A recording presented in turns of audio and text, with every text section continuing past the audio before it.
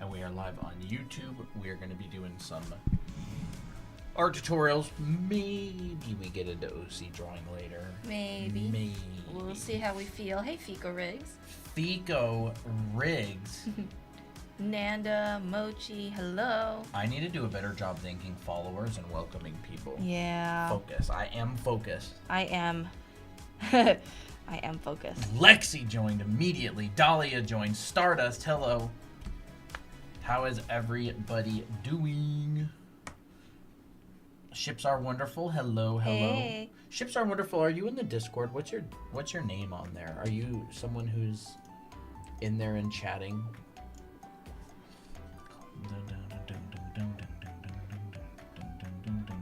Dismember her. That's not a. That's not a very. That's kind of a questionable name, but hello, welcome. Hi. It got worse as I read further. Like, dismember. Oh, that's funny. It's the same name. Oh, okay. Ships are wonderful. Okay, great. Danny draws. Hello. Some people like to have their username that's kind of edgy, huh? I don't chat too much. Just share my art. All good. Hi. Yeah, no worries. Just woke up just in time. Welcome, Adri. Hello. Hey. Cat napper. Cat 7. We got a little napper. cat nap going on here as well. Not much to see. Applejack's back is facing us here. We got a little cat napper here. Mm-hmm. How's everyone doing today? On this lovely Friday. He'll be gone by tomorrow. Can we talk about Cat napper, yeah. clothing folds for woolen loose clothes? We could probably talk a little bit about clothing folds. Yeah. Pretty good. Birthday was a success. Did you have a birthday, Danny? Ooh. Did you have a birthday? Wait, how old did you turn? Was it 18 now? Le Club, hello. How's it going? Is it 18? I like the way you ask questions. You what, mate? Yeah, it sounds like that. 18, 18. congrats! Congratulations. 8. The big 18. Honestly, Danny Draws is such an OG. Yeah, we can talk about some clothing folds. Actually, I saw an interesting breakdown of folds that Colton sent the other day. Yeah. It was kind of interesting. There was what was it, a Y, a Z, and an M? Yeah, it was like a... Or like a 3 and an M or something? 3... Oh, let me think. I think it was like... There's that shape. And then there's what? What else? What I'll else show shape it to was you. there? I'll Yeah, find sure. it. But I was like, wait a second. That makes so much sense where it's kind of up there. No, I know. Yeah. Hey, Z. There's a 2. Yeah, there's an upside down Y. Yeah. And then there's a Those were 2. pretty good. It's Those interesting. Those are like Soleil, some hello. fold Z, hello. shapes. Hey, you're Nico, early. Cran Medina, welcome. Gonzalo. That's so interesting. So it's an M and a Z, a Well- sideways M and a Z, or 3, 2. I'm not worried about that one. That was just zigzag. Yeah, that is zigzag. I liked the Y and I liked the number 2, and y'all have no idea what I'm talking about. Yeah. Well, I'll show you in a bit. This is basically a fold. Yeah, kind of looks like that. And it hooks around.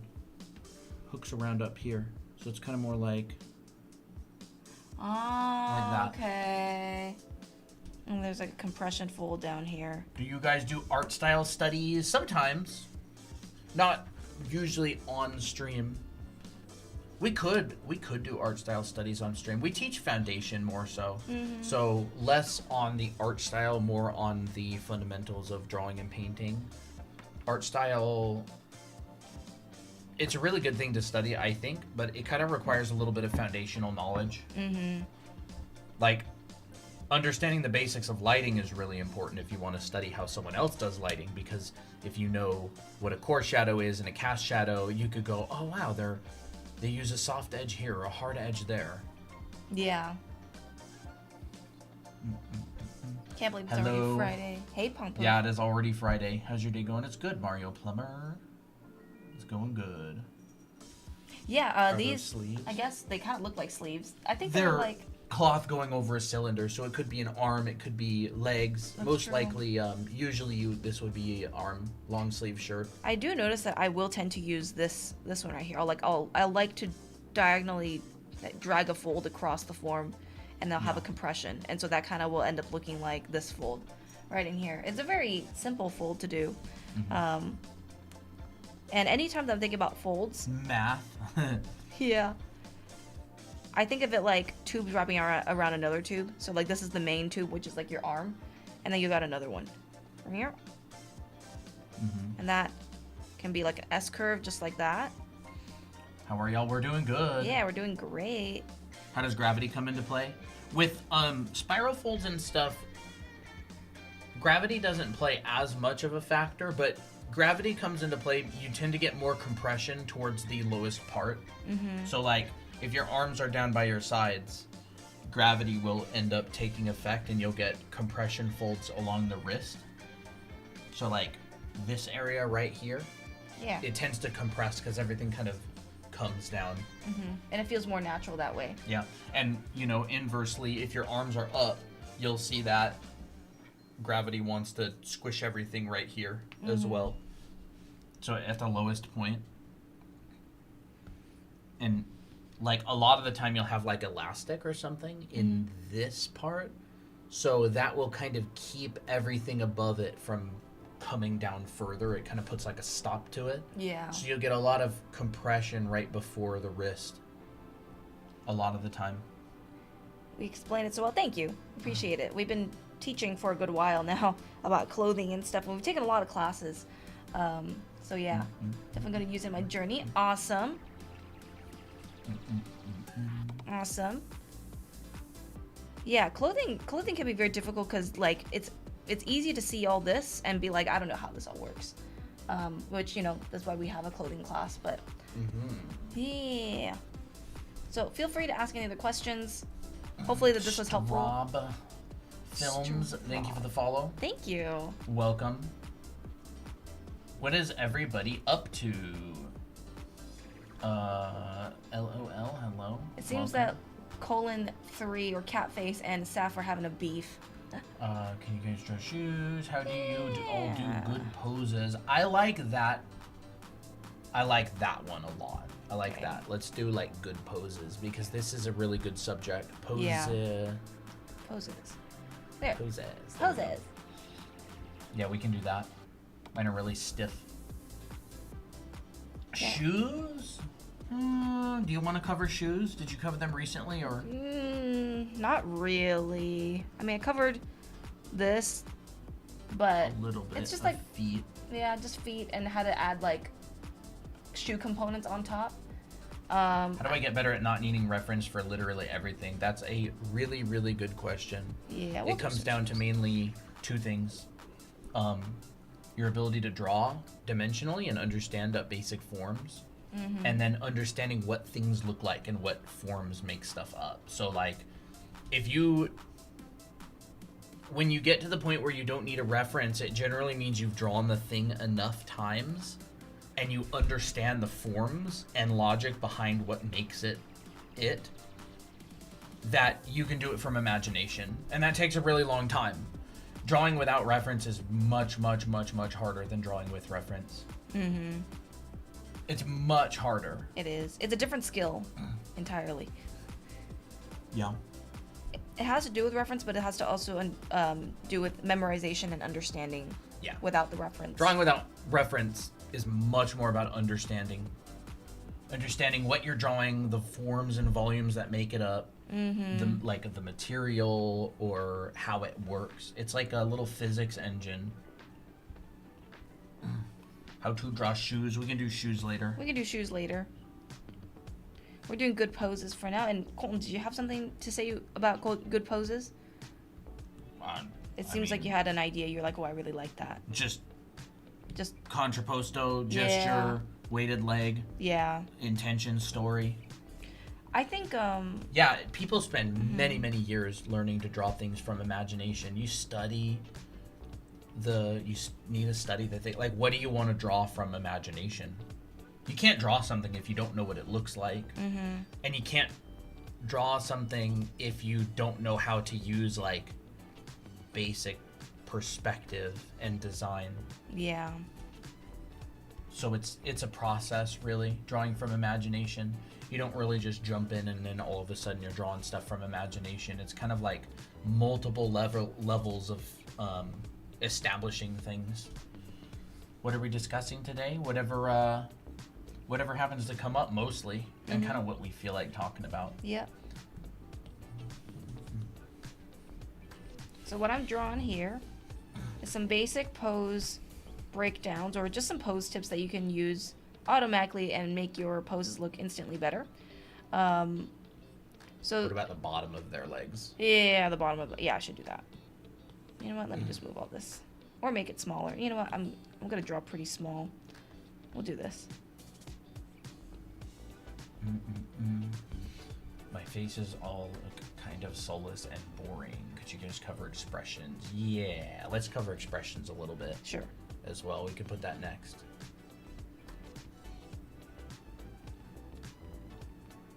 There we go. Expressions would be good to cover. You guys helped me so much. Awesome. Placements of nose and mouth. Master Magic always comes in with some new theory on something that we never said.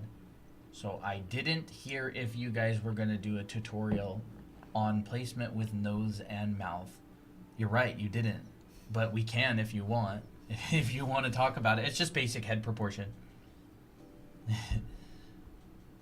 Do y'all show us how to study things? Like, I want to get better at drawing flowers, but don't even know how to get started. Yes, that's like our entire channel. That's like our whole channel, yeah. You guys post this? Yeah, we're on YouTube right now. Draw Anime Academy is our username.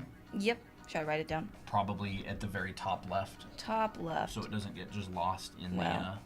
like here or something. Sure. Draw. I just find that we write it down and it's somewhere random on the canvas and It we can't is. find it anymore. Draw We should probably have like a anime. standard place that we just write like the username. Yeah. Draw Anime Academy. On YouTube. It'd be It's at not, before that. Oops. Yeah, there we go. YouTube. That's our handle. Draw Anime Academy. Basic body segments, that could be good. That could be good. We could do that with the poses. Yeah. And someone else is asking, could you guys do basic shapes on bodies? Yeah, so we can cover all that right now with posing. So there's few parts to the body. There's your torso, your arms, and your legs. And there's different ways to break it down. And also, posing is like composing. Posing is like designing the body to make it look pretty, right? I was gonna say posing is composing, but I didn't really like how I worded it. A lot of time you can simplify the torso into a pillow. You know, that's very common. Flour sack, pillow, whichever. It's very common to use this method or this breakdown. You can do a bean. Totally fine. A lot of artists use beans as well. This is just a simplification of your rib cage and your pelvis. And a lot of the things that I like to do for attaching arms is I'll just like literally draw a little hole for the arm to go in, and I just add like a little cylinder. There we go. Cylinder, cylinder. There, we got an arm. And then you basically do the same thing with legs. Like, you basically take your pelvis, and this whole thing right here is basically like a little thing that your like fits into, which will include like your glutes. And so here's your legs, which are cylinders, generally cylinders. I mean, you can also simplify them to boxes, but you know, basic body breakdown. They're more like cylinders than a box, but you Yeah. can do both.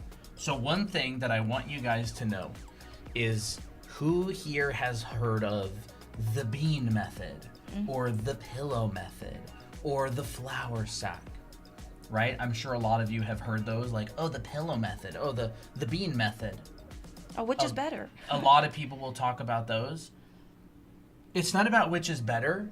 I want you guys to realize that they are all simplifications of the same thing, which is the torso. So what people will do is when they're drawing and breaking down the body is they will simplify the body in different ways. Now the torso is the most important part of the body generally when you get started drawing them. This is like where a lot of the story is. So what people will do is they will simplify it into, say, a pillow. Look at that gorgeous pillow. They will simplify it into a pillow, all right? They will simplify it into a bean. These are all breakdowns of the same thing. They're all doing the same thing in different ways, which is just the torso. Mm-hmm. I personally think pillow is easier. Does this mean I should practice bean method more? No, it just means that that's how you learned it, and that's totally fine. There's nothing wrong with any of them. So people will get really, really wrapped up on which method, but they all work. They're all good. They're all useful in different ways. Yeah. Sometimes people will break them down using boxes. So they will go, oh, here's the torso, and they'll go,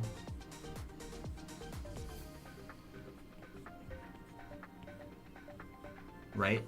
They'll break it down using 2 boxes. Mm-hmm. Here you go.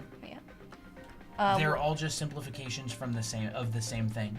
Boxes are really good at showing perspective. Yeah. So when you want to draw them Pillows at and different beans? angles. I don't know what that was. I don't know what that was either.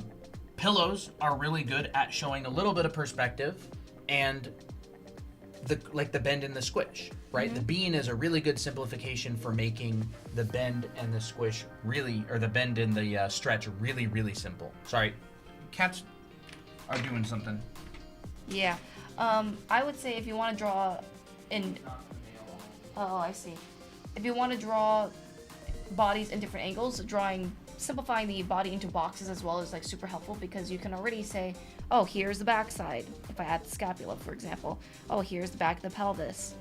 And this is showing me how far it's going back in space and what side am I actually looking at.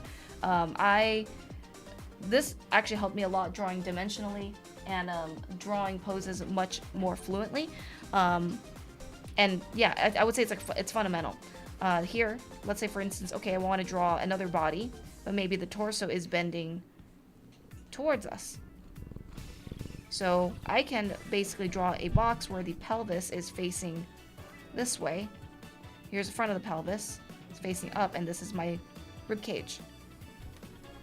And then you can just connect. Alright, there we got another body, another torso in a different angle. Mm-hmm. And it's all by understanding how to draw boxes. All right. I like the egg for the rib and box for the pelvis combo. That's a great one. That's a great one. I took a class by Kirk Shinmoto, and he did that, right? He went egg, squishy middle, box. Mm-hmm. He always broke it down. Egg sitting in Play-Doh on top of a box. Here's a Play-Doh. So it basically is your rib cage, your obliques, squishy middle, and the pelvis. And that's a really, really good breakdown. A lot of people use that one too. Mm-hmm. Like Michael Hampton, a lot of the time will just teach 2 boxes, right? Yep. A lot of people do them differently. They all work really, really good. They all work really good. How do you get good at box proportions, just making them look right? Good question. Learn them, practice them. That's basically how you do it. You have to know it first, and then you practice it. You rehearse it a bunch of times. Mm-hmm. I think the tricky part is like, oh, well, what if the box isn't the right size? Or like, oh, well, like, is this too long of a box? Or versus, oh, is this one too wide of a box? Like, some people can't really tell the difference because, I mean, a lot of brain power is being used, right? So I think it just takes time to adjust. If you think that this is too long, then you could just go like, okay, shorten it. See if that works better. Maybe I need to shorten it a little bit more, make it a little bit wider. Just depends on the situation, right? But yeah. So yeah, proportions? Yes, proportions. Okay. Should I just do the standard proportions then? So torso, just torso Yeah, for just now. torso, Just sure. make it simple probably. Yeah. Or upper body. Let's just do like the upper half of the body. Sure. So the upper half of the body, you can break down into thirds. Mm-hmm. You can break down into 3 boxes. A third, those are really wide. Yeah, those are very wide. I should have just. I mean, it doesn't matter how wide you make it. It's more the height. height that matters because people's bodies differ a lot in width. That looks about right. So we have 1/3, 1/3, and 1/3. That is the top half of the body, and that's all we'll talk about for right now. Mm-hmm. The 2/3. top third, 2/3 of the top third is going to be the head. This is an 8-head figure, by the way. Mm-hmm. The middle third is going to be the pit of the neck to the bottom of the rib cage. So keep in mind that's the pit of the neck. The rib cage is kind of angled, and the top of the rib cage in the back comes up higher than the pit of the neck. Mm-hmm. So the pit of the neck to the bottom of the rib cage, and then the bottom one, the bottom half is going to be the pelvis. Yeah. That is your general upper body proportions. That's where you will find. That's what you'll find in most figure drawing classes. If you take any classes, like proper figure drawing classes in charcoal, if you take anybody like Will Weston, Glenn Vilppu, Michael Hampton, this is pretty much the method that they use. There may be slight differences between them, but they are basically just this. Yep. Bottom of the rib cage, or rather belly button, you swing out, that's the elbow, but most Yeah. people do like bottom of the rib cage basically. Generally, this is where your belly button is, and then you swing out. It's like accurate enough. Yeah. And then bottom of the crotch, swing Yep. out. There's your wrist. Hand is extra. Hand is extra. Your can you explain the pillow method and bean method a bit more? I'm a visual learner. Sure, yeah, we can talk about that. Go ahead. Oh. So This is a pillow. the pillow is just a breakdown. People call it the pillow, people call it the flour sack. A lot of animators will learn how to animate using a flour sack, and they'll learn about like gesture, and they'll kind of turn these into like ears and these kind of into like feet, and it'll kind of be like that. It's kind of like the punching bag in Super Smash. In what is it called? I remember it as Super Smash Brothers, Smash Ultimate. But essentially, it gives you perspective to an extent, but it's also an organic enough form that you have a lot of flexibility. Super Right. Smash Bros. Super Smash Bros. Yeah. Yeah. The bean is really it's just a curved object. It's literally like a bean. One side is going to be stretched. It's just going to be a curve. And the other side is going to have a pinch. It's the same thing on the flour sack.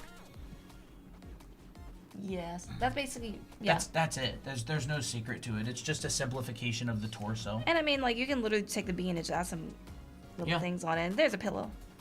It's the same thing. It's just Yeah. showing the concept of, like, the bend. Yeah. This is not like esoteric advanced stuff that like we're not trying to imply anything. It literally is just like you take your pillow on your bed and you set it up and that's the pillow. Like it's just a simplification of the torso. Like there's no like underlying secrets or anything to this. And anybody who says there's not. Like it's just a pillow Yeah. that like flops over. And it's just because like the top and the bottom are moderate. It's like a really rounded box kind of. Like the pillow is sort of in between boxes and a bean. Can you guys do a tutorial on how to animate? We don't No, we don't do animation. animation. Yeah. We do drawing tutorials. Yeah, we do we teach drawing foundation. We don't teach any animation. So now that you know the basic, building blocks of a torso, you Yeah. can then use it for poses. I would say, what if you broke the torso down one more time? Sure. But without the head, just to and then like maybe drew like a pillow next to it. Oh, okay. Or like a bean next to it or something. Maybe that would be like really simple. So here's your rib cage. Here's the 2 units. Here's your rib cage. Yep. Fits into this one section. Divide that in half. Yeah. Should be a little bit longer. Here, let me mark this out a little bit clearer. Go ahead. 1/2. There we go. So it's just a long box that you divide in half. It's about a 2x1. Yeah. That's what you should shoot for. So 2 units tall by 1 unit wide. Just shoot for that. Because someone in the chat was asking earlier about like how big do I know to make the boxes, or what was it or something? How do you get good at box proportions? Yeah, you basically learn them and then you try to get them right over and over and over and over, and eventually they will be right. Mm-hmm. And you can check it. Something that people don't do as often is they always miss out on the center line. Center line is important. People miss it, and they'll be like, I don't know why my things don't look symmetrical or they don't feel even. It's because you don't know where your center line is. So this is key to making your bodies look symmetrical, even in like different angles and stuff. It's like the idea of just rotation and stuff. And then, you know, we got a torso. Here's your neck. Here's your shoulders.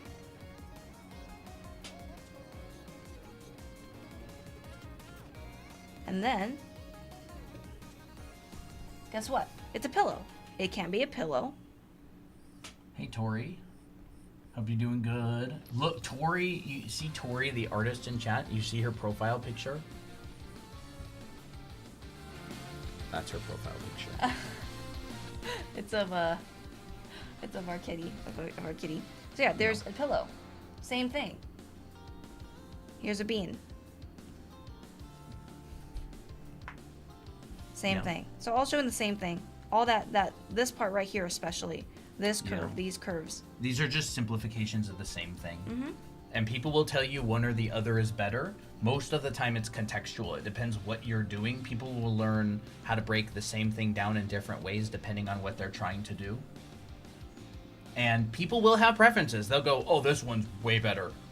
I don't necessarily agree with that. I think there's a lot of really good artists who use all of them. Mm-hmm. A lot of the time you're just most comfortable with what you learned first, what you've practiced the most. Yep. Can you do the line of action? Line of action sounds fun. And that, you know, has to do with poses and stuff. Let's see. I think, go ahead. We never actually got to posing really at all. No, because we were talking about how to break down the body and stuff. But line of action is good when it comes to posing. Yeah. There's different kinds of line of actions, like there's an S and there's also a C. And generally, a lot of poses will fall into these two categories or a mixture of the two. Mm-hmm. So for instance, you know, you can have a character with a torso that's bending this way. 1 second. And then legs facing the other way. And maybe an arm coming up. There's an S curve. The line of action is, this S curve is the line of action. It's generally like a gesture, right? Opinion on Michael Hampton's way of gesture drawing. I think Michael Hampton is one of the best gesture and figure drawing teachers out there. It's certainly not the only way, but absolutely fantastic. He's a phenomenal figure artist. He's very good, and I think his method is super solid, and it's basically the same method that most people teach. I really like his stuff. Do you think you can teach us how to shade or render? Maybe. We'll see. Maybe we'll get into rendering and shading. Mm-hmm. Let me try to think. I think poses are hard is because you're trying to tell a story in one go, in one image. So you have to think of things holistically, like how do the arms, you know, curve into the pose, or how does that affect the pose? And a lot of it has to do with things like concepts like contrapposto. For instance, here's a very symmetrical pose. This is the line of action. Mm-hmm. I just want to try and make things extra clear today. Yes. Good idea. So yeah, everything is very symmetrical. They're all on the same level. Yep. Right? Even the hands are on the same level. You can see all the lines are, all the red lines are horizontal. There's no angles to them. Mm-hmm. And then you have this one here, which is contrapposto, which means alternating. I forgot exactly what it exactly means, but it's basically things are off angle. Yeah, the opposing curves. Opposing curves, yes. Generally, when someone refers to contrapposto, they mean opposing angles of like the hips and the shoulders. Yeah, I mean, you can even go like this as well for the legs and the feet. Yeah. And even the arms. Generally, if you have like contrapposto happening, one arm will be a little bit lower than the other, just because, you know, it's being lowered, right? So automatically, this creates asymmetry, which will automatically make your poses look more look less stiff and more natural. Wonder Animator, hello. Rake, Hi. hello. How's it going? Sophie, thanks for the follow. Laura, thanks for the follow. Okay, thank you for the follow. That's Kat, fun. thanks for the follow. So let's see. I want to think of some examples of like thinking about poses holistically, and it's also understanding like what the torso does. Right, your torso can bend side to side, like this. It can bend forwards and backwards. So pillow once again. Here's the top of the body. Yeah. By the way, whoever was asking about poses from different angles, like from above or from below, this becomes really important. When you draw a pose from above or below, you get forms that are really, really overlapping other forms. Mm-hmm. This is really important because I know a lot of y'all are not overlapping forms, and if you want to draw a pose from above or below, you're gonna have things Going like this. intersecting like each other and blocking each other. Yeah. Yeah, you're gonna get a lot of these kind of like heavy overlaps where like you can see that the head right here, it's peeking out from behind the torso. Mm-hmm. Right? Like the back comes all the way up to here. You're gonna get that when you're looking above. Mm-hmm. Is this good for gesture drawing? Gesture drawing? Yeah. Yeah. I mean, this is just figure drawing fundamentals. Mm-hmm. Line of action is pretty much the gesture of the Yeah. pose. It's like this line of action is basically just like kind of the simplest line statement that flows through a pose. It doesn't have to be super accurate. Like, I mean, people's line of action. It's the energy. It's the energy, exactly. It is Yeah. energy. Like, you can have. Like, think of your character as like, I don't know, like a waterbender or something, right? And like this Yeah. would be the water. This would be the path that the water takes from this pose. It's kind of like that. People get very wrapped up with exactness, like, oh, where would the exact line be? But it's more about like implying it, or it's more about the overall energy, whether it's a Yeah. little to the left or a little to the right. It's the energy. Yeah. And notice that when I establish my line of action on this one, I'm like, okay, I want my legs to have that, to follow that same energy. So I push this leg back to match that curve. And this one can kind of do whatever it wants. But it's supporting this overall gesture. Crafts by CC, thank you for the follow. And the brush you can find on our linky here. It's completely free and it is Procreate. You can also find our school there. We teach all this fundamental stuff in our school as well. Yes. Yeah, So- we have a school, so all of this stuff that you're learning right here, you could learn it in a class. We have a 12-week figure drawing class, goes through all the basics of this, goes through all of your anatomy, gesture drawing, breaking down, all the muscles of the torso, the Right. legs, the arms, all this kind of stuff. All this is done in the class. Yeah, it's like a college figure drawing class. So yeah, here's how to draw bodies. Breakdown. I thought Process. the back of the head was the front. You can do both. Yeah, you can do both. How often do you stream lessons like this? A couple times a week. So yeah, if you're interested, you can go check that out on our website. The yellow button. You'll find all the information about the classes there. Hey Bisma. After you get okay with construction method, how do you practice layering your anatomy over top? That's a great question. That is a great question. And that is actually what you would do. You would construct, and then you would add volume, like simple volumes, like what Christina's doing right here. You can see that she has implied the leg is a cylinder. And then you would layer the anatomy on top of that. You'd basically modify the volumes. And how much anatomy you want to add is up to you. Like, you don't have to make this character super buff. You can make them a little bit more like, hey, I want them to be slightly toned. So, once you know the anatomy, then you can add it in much easier. So, like, I want to add in the separation of the quad right in here. That could even just be enough. I want to add a bit of the kneecap right in here and in here. I'll show a little bit of that quad coming out and affecting the form of the leg. But you can't you can't add this stuff believably unless the underlying forms are good.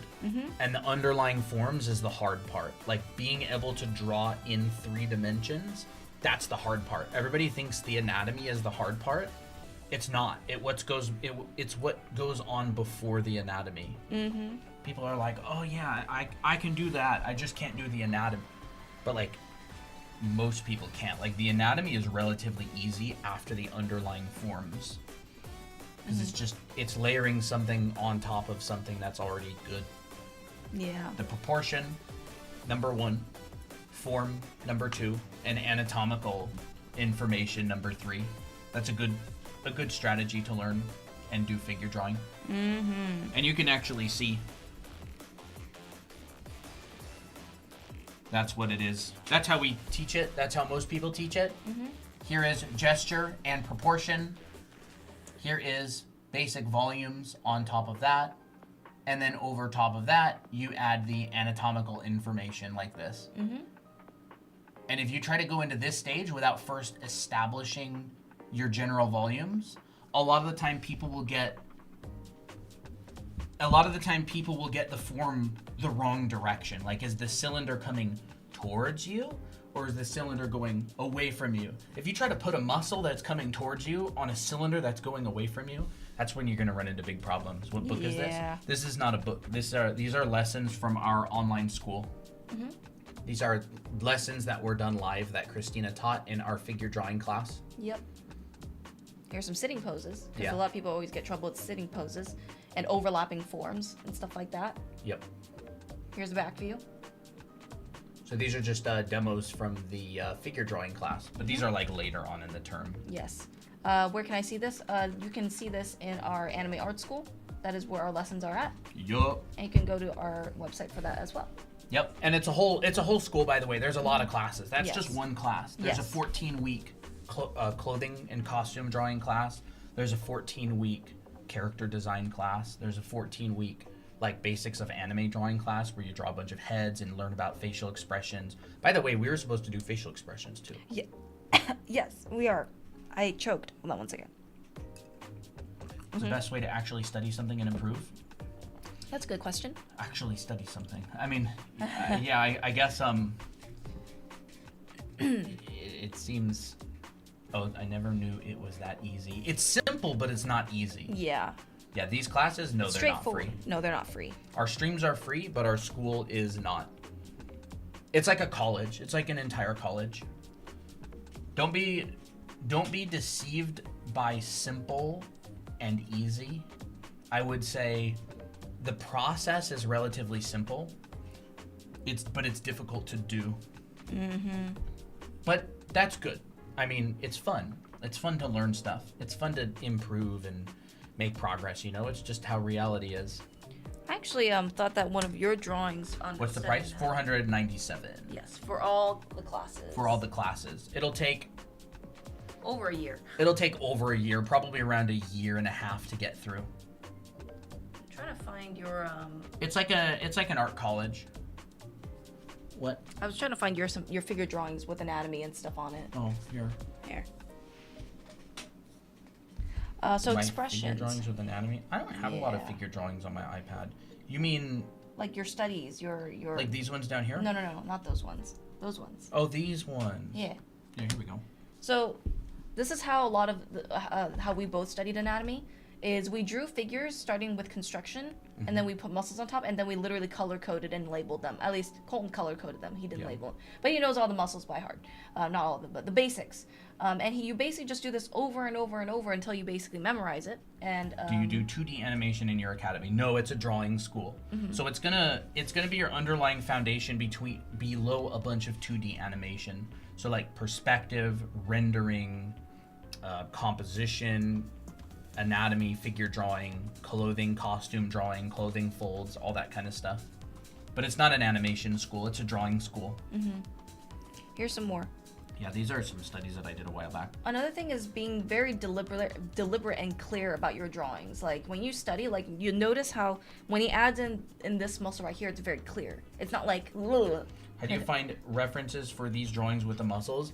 These are done just from photographs. Yes. But I have like a whole PureRef file with a whole bunch of like Eckershey models and stuff. Kind of like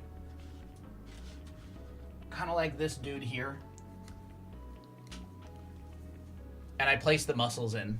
And you kind of have to connect the dots between the bump that you see and the muscle. But you just type in like Eckershey, Ecorche. That's an anatomical model with the skin removed and the muscles showing. Yeah. This is seriously how you effectively study something. You got to put in the work.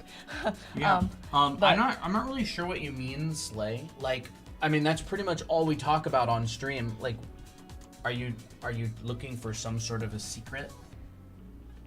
Been analyzing photos, but I don't think I'm improving at all. Are you studying foundation? Are you practicing your dimensional drawing that we talked about, like your Krenz cubes? How many, Slay, I'll ask you now. How many sets of Krenz cubes have you done? Colin, that I'm kidding. I mean, they're genuinely asking like How do I about seriously- learning. Tips for foreshortening. Foreshortening, huh? Like we can talk a little bit about Talk a little bit about it. we can talk a little bit about Krenz cubes and stuff as well. Yeah. But like, yeah, I mean, we literally talk about this 24/7 every single time we're live. We talk about how to seriously, effectively study something. It's just that most people don't want to. Like, it's very simple. It's not easy. But how to get better, you have to do the simple stuff. I've never drawn one. That's my problem. I jumped to drawing a whole new thing. Good, you're honest. Yeah, I would say, like, you don't have to spend 2 months drawing Krenz cubes. You could do like, oh, Wednesday, I'm gonna do some Krenz cubes. Where do you purchase the classes? You purchase them here, or you could also direct message us, and I'll send you the link to it. So if you want to send us a direct message, you go to this. This is a URL, by the way. Drawanime.com is our website. You type that directly into your browser, and it's the yellow button that'll take you to the page.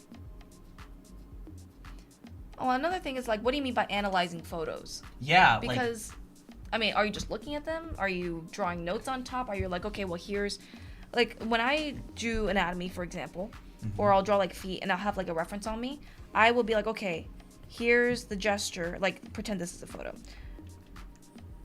Well, let me think. This is not the best way to do it because I really don't have a photo on me. But what I'll do for like a photo to analyze it is I'll be like, okay, here's the hand pose that I want to draw. This is the photo. Oh, I see my box. I'm going to draw the box on top. I'm going to draw this box in the perspective. And then I'll be like, okay, I got the overall gist of this. Now I'm going to draw it separately with this in mind. Yeah. And this is how you can kind of comparatively, draw. Have you shown the process of drawing the cubes before? Yes, I could even do some today if you want. Yeah, we can do some. We can do some Right. Krenz cubes today. Yeah, we've shown it a good number of times in the past. But we can do some today if you want. Yeah. I'll put in Krenz cubes as well. Yeah. Drawing on the surface looks really simple, but there's a lot of layers. There's a lot of practice. There's a lot of layers to it. It's very process driven. There's a lot of like understanding that's required. There's a lot of practice that's required. It seems like it's easy to kind of just pick up a pencil and just draw something from your head. Most people who've tried drawing know that's not true, but it still seems, easy sometimes, or like, man, why doesn't it work? And progress comes a lot slower than you want usually. Yeah. Like, people are so used to instant gratification that spending a month learning something, or I shouldn't even say a month, I should say spending 100 hours practicing something is so much. Yeah. So much. Like, if you think of a video game, you spend 100 hours in a video game, but you're getting rewards every like 10-15 minutes.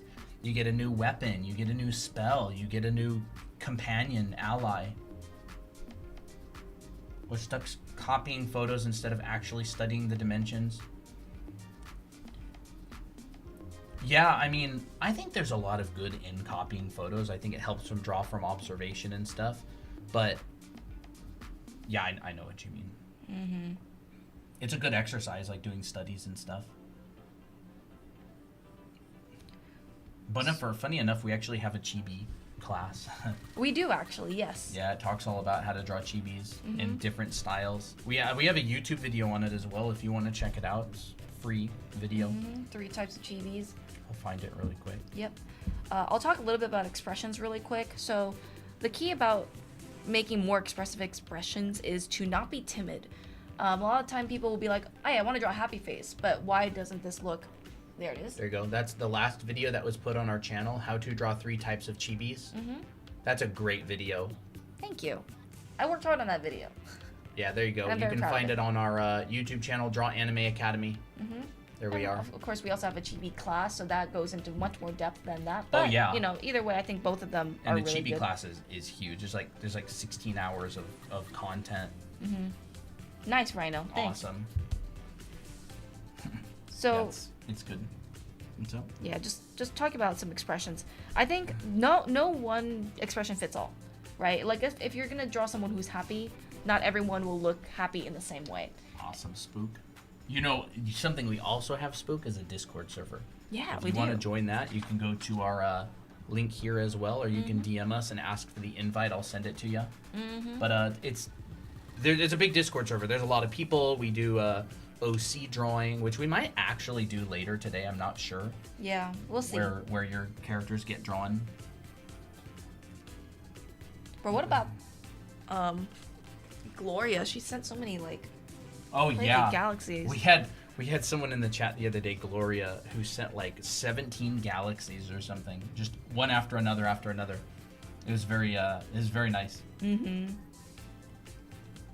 I think people get too timid with expressions. They're like, I don't want to mess his face up, and therefore I'm gonna draw very like subconsciously they'll draw timid. So they'll be like, I don't want to make my mouth too big, Yeah. or I don't want to damage what this drawing could look like.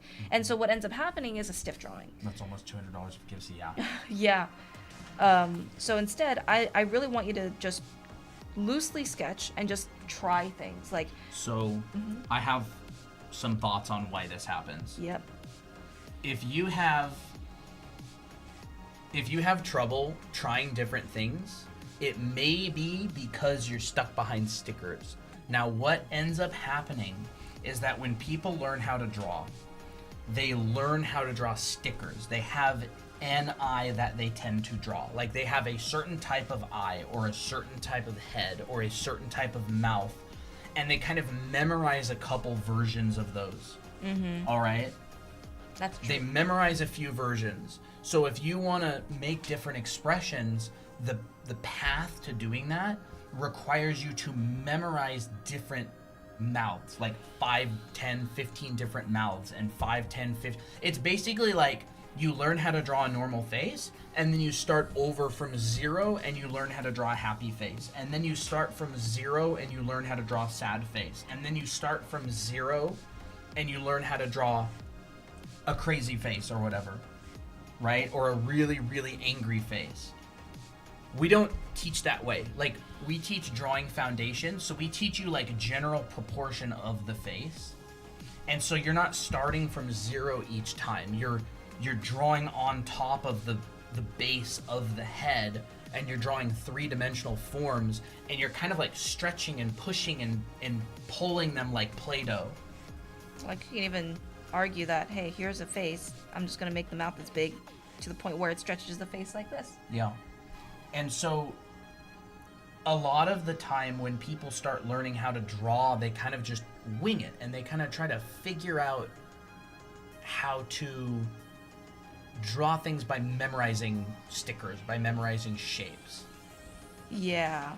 But when you learn how to draw, like in a design school or in an art school, like a good art school, I mean, they teach you like underlying foundation, like form drawing and design. Okay, Yeah. and so it essentially allows you to, once you get better at these things, it allows you to learn how to draw new things very, very fast. It's stickers. It's stickers. And that's how most people learn how to draw, and that's why and people will get really, really, really attached to their stickers. They'll be like, and they'll kind of, it's weird. It's like they know they're limited, but they're also really like attached to it. So they'll be like, oh, they this tried is so my hard style. to get it, you know. And they work, you work really, really hard. And you're just like, this is how I draw eyes. And if you see someone else drawing eyes like that, you get really mad because you're like, I worked so hard to draw eyes like this. This is my style. But at the same time, you like know, you're just like, well, this is kind of the only thing I can do, and I'm afraid to try other stuff. And it's like this weird kind of position that you're in where you're both overly attached to and know you can't really do anything else. Is a good art school like a good art school is Draw Anime Academy? Yeah, we teach foundation. Even expressions as well. And I don't think that anything is wrong with having a style or with drawing eyes a certain way. There's nothing wrong with it. It's just, is it something that you're locked into? Is it something that you can't break out of? It's like a misbelief or something. Like oh, I have to draw it with this in mind, or I don't know, like you're locking yourself into a certain style. And I find that doing a lot of expression studies, even from Disney artists, will really help a lot with, because they're really good at stretching the facial features and all that stuff. And you can even apply that to your own style. But foundation is generally will be helpful. Will be more helpful as well. Yeah. Don't be afraid of wrinkles. Yeah, for sure. Don't be afraid of wrinkles. Yeah. Well-placed wrinkle does a lot. Yeah. Too many wrinkles makes a character look old, but a well-placed wrinkle that's strategic. I mean, maybe you want them to look old, then it would be strategic. Yeah, and also just trying your best to make expression sheets. What I would do, like if you're gonna do more of like an anime style, is I would pick a show that you like that has great expressions, take a screenshot of all those expressions that you want to study, and basically do expression sheets. Yeah. You know, there's another really good point. So people, I think a lot of the time will be very afraid that if they study another artist, then their style won't be theirs anymore. And it's interesting because when you have an underlying education in foundation, you don't accidentally get someone else's style. Because remember, you're not memorizing stickers anymore. It's like you're analyzing another artist, but you're analyzing it at a deeper level, at like a more foundational level. So you're not going, they draw this eye at this shape, I'm going to copy that shape. It's more about like understanding, right? So you actually get more from studying because of your background in foundation. It's actually really interesting how that works, you know? It's like if you don't have underlying foundation, when you study another artist, you kind of study superficially, like you just study the surface. Yeah. It's the surface without understanding. Like when I look at an artist, I'm just like, oh, they're using simultaneous contrast. And oh, they're breaking down this in this way. It's like a deeper understanding, right? Brush. I saw a brush comment earlier. You can get the brush for free. It's on our site. What are we learning today? Just whatever. We're gonna probably do a little bit of Krenz cubes later. Yeah, Krenz cubes. Stay tuned for that because that's gonna be really good. When do you go live? Is there a schedule? Yeah, generally Monday, Tuesday or Thursday, and then Friday at 5 p.m. Pacific. So we went live about an hour ago. Yep. Yes, this is Procreate as well. Yeah. How do you record with 2 cameras? We have do you currently record? Like, do you have a setup and stuff? Are you familiar with OBS? I can take a picture. I always like it when people ask other about it. creators come in and ask about this, because I've spent the last like literally year and a half trying to get our setup working. So we have a 2-camera setup. All right, here we go. So we have a 2-camera setup. We've got a camera in front of us right there, and that goes into our computer with an Elgato capture card. And then we have another camera on an arm up top right here, and that records the iPad. We've got a green screen behind us, and that is being fed into OBS. And OBS, we have a plugin called Atium, ATIUM, and it allows us to stream vertically and horizontally at the same time. And so we throw the vertical stream over to TikTok Live Studio, and that's how we're streaming on there. And then the horizontal stream is going to YouTube. And then we have, lights around us Yep. and everything. But it's kind of an extensive setup. We were lucky because we recorded classes for a living before we streamed, so we had cameras that we could use for streaming. Mm-hmm. Yeah, the brush is free. You can get it on our website, drawanime.com. And it also works on Clip Studio. But I think it's a pretty good setup. The colors get a little bit wonky sometimes if you're painting, but if you're just doing line drawings like this, it works great, and people can see your hands, and people like watching your hand draw because it's like, wow, mysterious. Yeah, it is mysterious. Well, we have a dedicated stream PC, and we have a couple of these Shure SM58 microphones here on little microphone stands. Mm-hmm. If you want to DM us and you're interested in any of the specific equipment that we use, you can ask about it, and I can send you like links and stuff. Ooh. One thing I want to talk about with expressions is think of it like body language.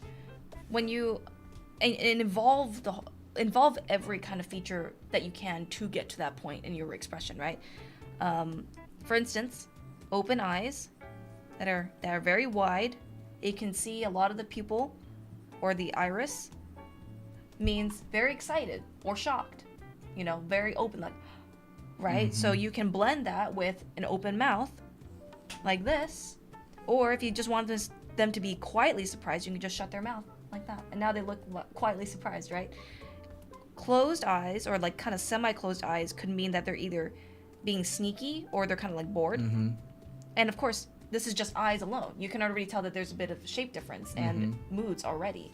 And you can flip that on its head, and you can go, what if I drew eyes Ah, yeah. like this instead, right? Now it looks like They're like sneaky. they're sneaky, Especially if you put like little eyebrows like that. Yep. That's perfect for sneaky eyes. Yeah. So this is like the basics of shape language and character design. We do teach this, by the way. Mm-hmm, we do. We teach this in our school. Mm-hmm. But this is like really well established stuff. Like shapes. This is like the basics of shape language. Like circular, square, triangular, dangerous, friendly. It's like a Mickey face. Yeah, she's plotting something. Plotting. And making smiles diagonal. Have you It's seen the super new helpful. Procreate brushes? We haven't tried them at all. Little Mouse Chef, hello. Welcome. So here's a bored face, and what I would even do as like a little exercise just for fun, like you can do this on like a notebook at school and doodle it. Just draw some eyes with different shapes, different maybe I'll experiment with, one eye open. Disgusting big toe. Oh wow, it's been a long time. Wow. Yeah, absolutely. I remember. Yeah. So maybe we'll have a pair of eyes that's like this. Oh, that could be an interesting. That's like I'm watching you sticker. Yeah. There. We have that in our Discord server. Yeah. So there we go. Flat eyes, slightly mad looking eyebrows, a frown. They look tired. Especially if you add some eye bags. Cute, huh? Here, that's Ray. Awesome. Your lessons have really helped me improve, by the way. So grateful to you guys. Awesome. We're glad that it did. Yeah. Joseph says, wish I can draw. You can. Yeah. You can. It's not a special thing. It's a learned there's ability. really nothing special about it. It's just practice. It's like going to the gym. Like, I wish I'm muscular. It's like, yeah, lift weights. It's Yeah. like everybody's muscles, for the most part, can grow. It's the same thing. Are y'all in the USA? Yeah. Yep. We are Create with Christy. Oh, That's cute. fun. And we also teach expressions in our book too. Book number 2. Yep. What kind of digital pen? You mean the brush or the equipment, the hardware or software or brush? Anime male eyes. It's the same concept. You just put it on a guy face, and don't add too much lashes. Hardware. It's an Apple Pencil Pro. With an iPad Pro 13-inch. Yes. So yeah, hopefully that was helpful with expressions. Yo. Shape language is very important. Understanding, and so when you combine form drawing, plus shape language, you get a very expressive face. Right? Understanding how to draw heads in different angles, because head angles actually do affect the expression, right? If you want to draw someone who's shocked, you're like, oh my gosh, you can have the camera angle looking up at them, and so they're like, oh my gosh, they're looking down at something horrifying, right? That's where head angles can really come in handy. And then if you also understand how to stretch the shapes, it feels very expressive. Mm-hmm. Notice how low Christina put the ears? Oh yeah. It shows the perspective of the head. Mm-hmm. You can show the bottom of the chin. On this face, the mouth comes off, so you wouldn't really see it. Yeah, but basically it's this. Wait, hold on 1 second. I need to draw this correctly. Chin is underneath here.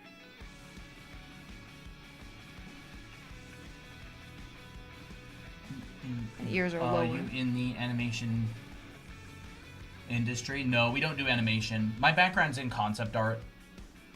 Here, concept artists like Jamie Jones would make like $100,000 a year. I would be very surprised if that's all he makes. He's super good. He's one of the best. I haven't heard anything from him in a long time. Does he still post? I would be surprised if Jamie Jones makes anything less than like $300K a year, probably. I feel bad because I've never seen their work before. Maybe I have seen their Jamie work. Jones did a lot of the original like Destiny concept art and stuff. Oh, really? Wow. He's I mean, he hasn't really had much of a social like social media presence lately, I don't think. But yeah, oh my gosh. My buddy has way less experience than Jamie Jones, and he was making like $500K plus a year doing concept art. Mm-hmm. Yeah, freelance is the meta generally. Although the concept industry is really weird these days. Work is kind of strange. There's even a bunch of good artists who are having trouble finding work. I think there's just like a really big, weird down trend in the industry. One of my best friends is an art director at Terraform, and he was saying like, dude, the industry's so weird right now. You know Finian at Terraform, right? Because of AI? No, it was happening before AI. It started before that. I can't imagine AI is helping it to recover, but it's just, I think it's more just economical reasons. Concept art primarily.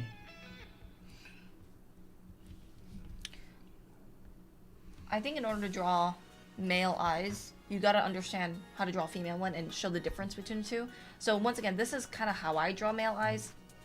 Basically, also how I've seen other people draw it as well, and they do certain things. But once again, you can draw male or female eyes in the same way. You just gotta design it. So male eyes will tend to be narrower.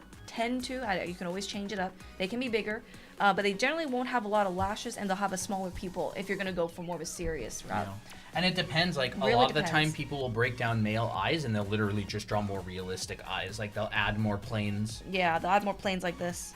It's one of those things that it's mostly based on context. The eye itself doesn't really matter that much. It doesn't. It's it's the whole context of the head and the jaw and the brow and the eye and the eye bags and the nose. Yeah. Like, you could straight up take the female eye and put it on a guy's face, and you wouldn't even bat an eye. Yeah, I mean that's. Or you could take the male's eye and put it on a girl's face, and nobody would even. Mm-hmm. Eyes in and of themselves don't really have a gender. Yeah, they're not. They don't really have a gender. It's more like context, right? It's almost exclusively context. That's why we don't really like answering that male or female eyes question that much, because it's like, it's not really a thing. Like, yes, artists will draw them differently, but it doesn't make one or the other.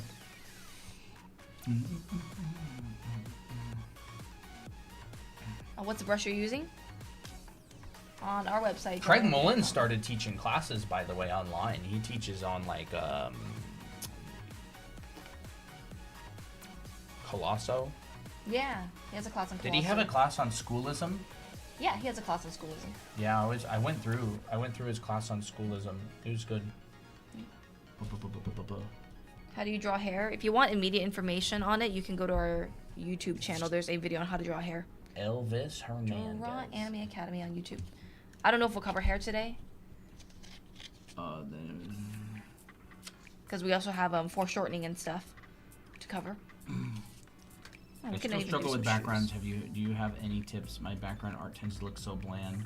Backgrounds is much more about graphical composition and design than people think. Yeah. Before you were really good at drawing anime, what tips helped you improve a lot? It's mostly just consciously practicing. Like, obviously, foundation. Like, foundation's the big one. Christina got way better at drawing anime when she started doing, like, really intensive, like, anatomy and figure drawing classes. Yeah. Yeah. And she started getting a lot better when she took real head drawing classes.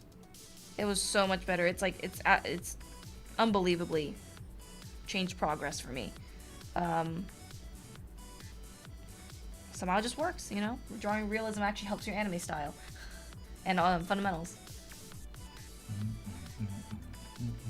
You guys low-key changed my life. Thank you. That's wild.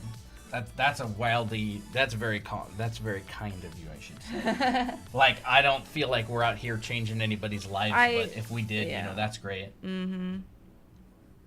Was the school she took, was it fine arts? No, I mean she just took like Christina Corda's head drawing class. It's the same one that Michael Hampton teaches at Brainstorm.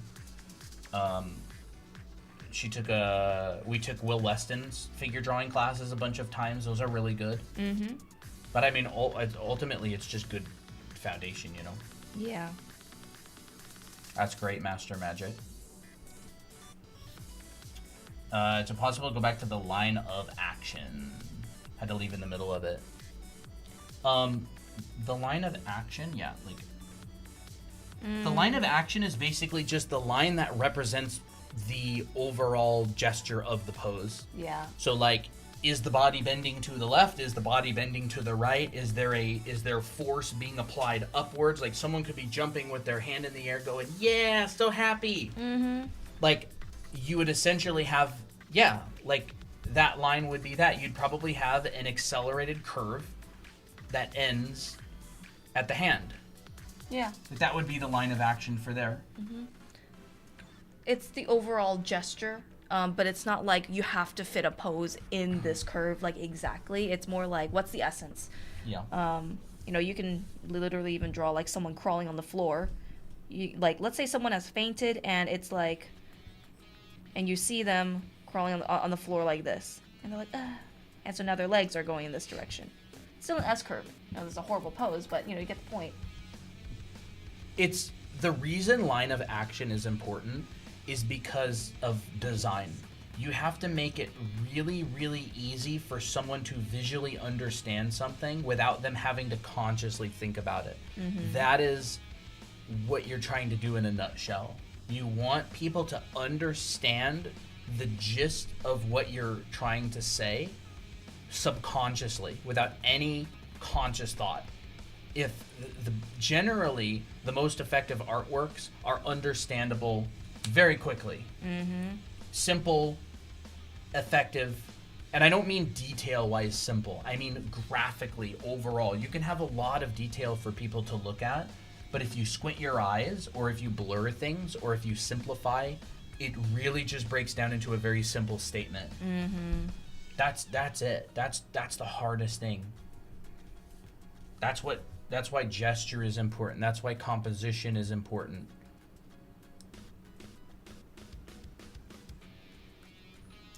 It's all about, do people understand it within half a second or 0.2 of a second. How do you draw bodies? We covered some proportion and stuff earlier. If you want to go back and see how we did these, Yeah. you can go to our YouTube stream. But yeah, understanding the basic forms, putting them together, understanding proportion. That's generally how you learn how to draw bodies, and just do it a bunch of times. We even have a video on how to draw bodies on our YouTube channel as well. Mm-hmm. Can you guys draw fighting stances? Fighting stances are kind of fun. Is there a way you can rewatch a live on TikTok? No, but you can rewatch this on YouTube. We're streaming there as well. That's the reason that we stream on YouTube, is because all of our live streams are recorded. You want to see how many live streams we have that you can go watch through on our YouTube channel? View channel, live. These are our past live streams. Ooh, lots. Look at these. We should have been streaming a lot. These are all multi-hour live streams. Every single one of them. Look at it. Keeps going. Keeps going and going. We Look at teach a lot that. of the same stuff too. It's not even loading. Okay, there it is. There's all of our past live streams. They pretty much all of them, I would say most of them are at least 3 hours long. Do you guys make money off of streams? Not really. No, not really. We don't monetize any of our streams on YouTube. Y'all will be annoyed if we did. Nobody sees any ads when they watch our live streams. We teach. If you want to support us, the best way to do so is to get our school. We don't like asking people for money. We like doing something in exchange. We have our school, and it's basically an entire college for a fraction of the price. And so we never ask for gifts or anything. Of course, we appreciate gifts, but we don't have a donation link. We don't turn ads on YouTube. You draw a shoe from the front. What kind of shoe? There's a lot of shoes. Yeah, I think we want to move on now to something else. I think foreshortening would be good. Foreshortening, maybe Krenz cubes. Who was here? Do colleges teach digital art? I mean, there are colleges out there that allow you to use digital when learning art.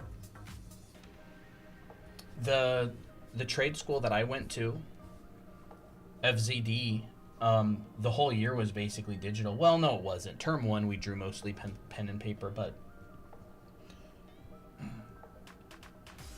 love to go to your school, but I don't think I'm old enough. We recommend at least 13, but there's no age requirement. It's online and it's self-paced. We have a lady who bought it, and she goes through it with her 9-year-old. I know, it's so cute. And it's so cute, and her daughter draws this stuff as well. Yeah, you can go check it out.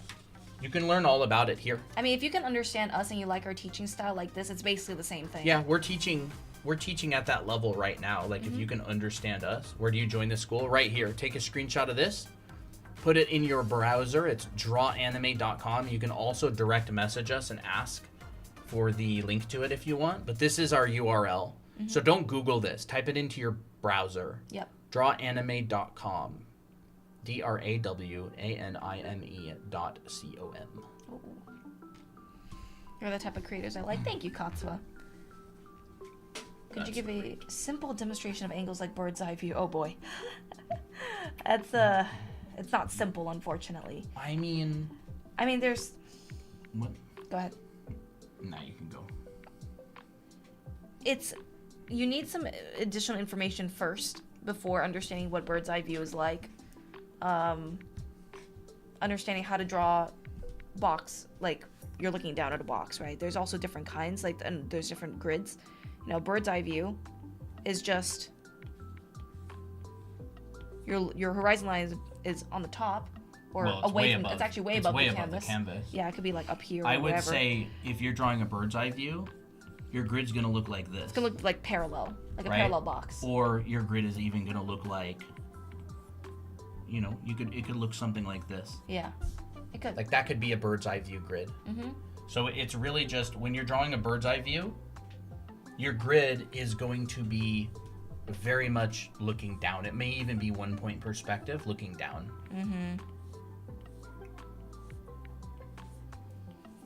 Do I need to pay for it? Yes, our school is paid. It's for people who are serious. So if your dream is to like make your own webcomic or manga and you seriously want to learn foundation and you're like, I can't afford college, or it's always been my dream to, you know, make my own webcomic or whatever. But I don't have the skills for it. Yeah, and you don't have the skills and you want them, it is literally a college worth of classes and education. It's not a course, it's an entire school. Like there's a bunch of classes. Yeah. It's not like a little course like most people sell courses. This is literally like a whole college.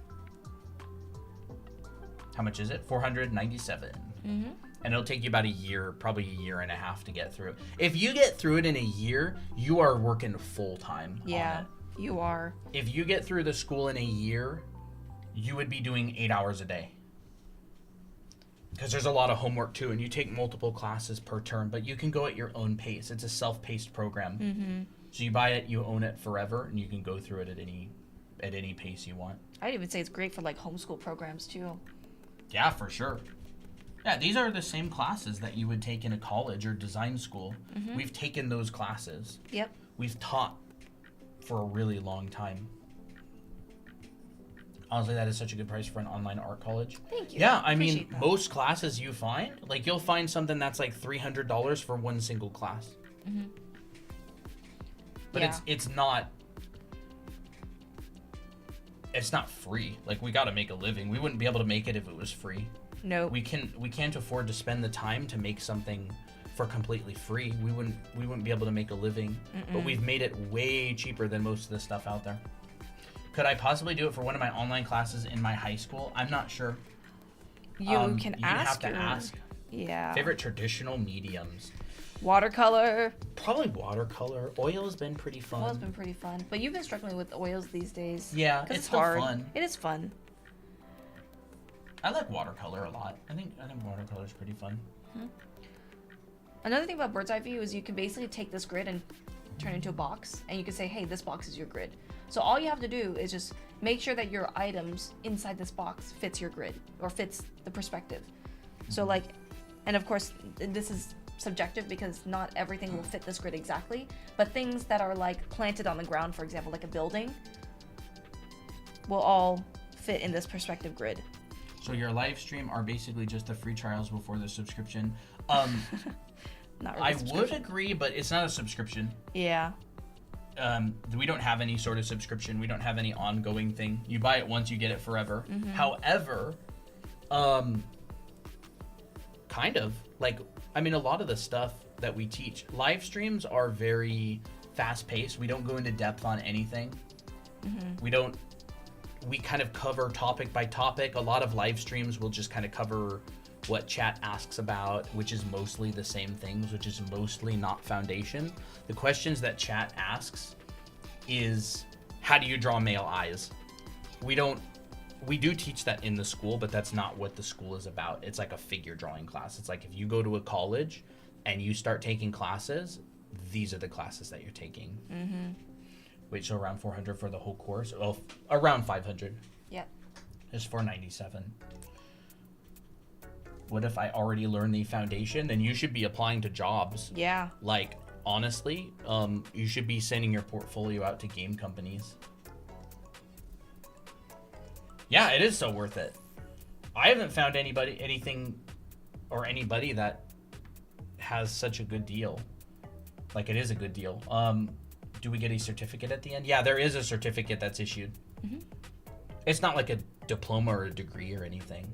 But I think it's a certificate of completion. Yeah. Yeah.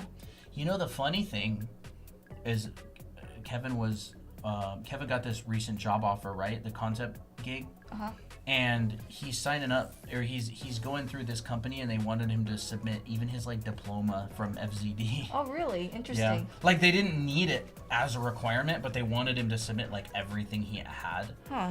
It's Interesting. like an diploma in industrial design or something. Mm. Like they already hired him at that point, but it was more like a formality. I see. Formality, huh? Elvis Hernandez. You know FZD, right? You know I have portfolio in animation college. Huh? So if I pay for it, Even if I go on a hiatus for some time, I can still continue learning. Yeah. Yep, you have it You forever. get it forever. It's one-time payment. Mhm. You're the type of creators I like. Thank you, Kotswa. That's very nice. And Lunalis or Lunalis Star, hello, welcome. I do see that you moved over to YouTube. Yeah, I think that's like the benefit of a self-paced class is like some people just don't have the time. Like people have lives, people have their own jobs. But I think it's like having a good resource where everything's there for you anyways. Like that's what we're here for, you know? I do not know that person. You know Feng Zhu, his school. You know, he had a YouTube channel. He taught concept art. He had a school in Singapore. He's old school. Like, he got a lot of people into concept art back in the day. If you know Jamie Jones, you'd probably know Feng Zhu. Can I do it only using a pencil? No, probably not. It's most of the classes, like especially the rendering and coloring ones, we use digital. You'd have a hard time following along unless you're doing like the figure drawing class. It's a digital school. I mean, the foundation is foundation, right? You could, like, if you had experience with traditional mediums like paint, you could follow along.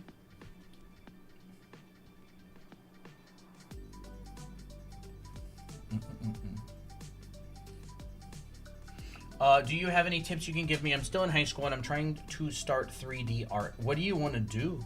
Yeah. Finally got yourself a Wacom Cintiq. Nice. Awesome. I love my Cintiq. I've had it for a good couple of years. The Cintiq Pro 24. I like it. I like them a lot. They're really nice.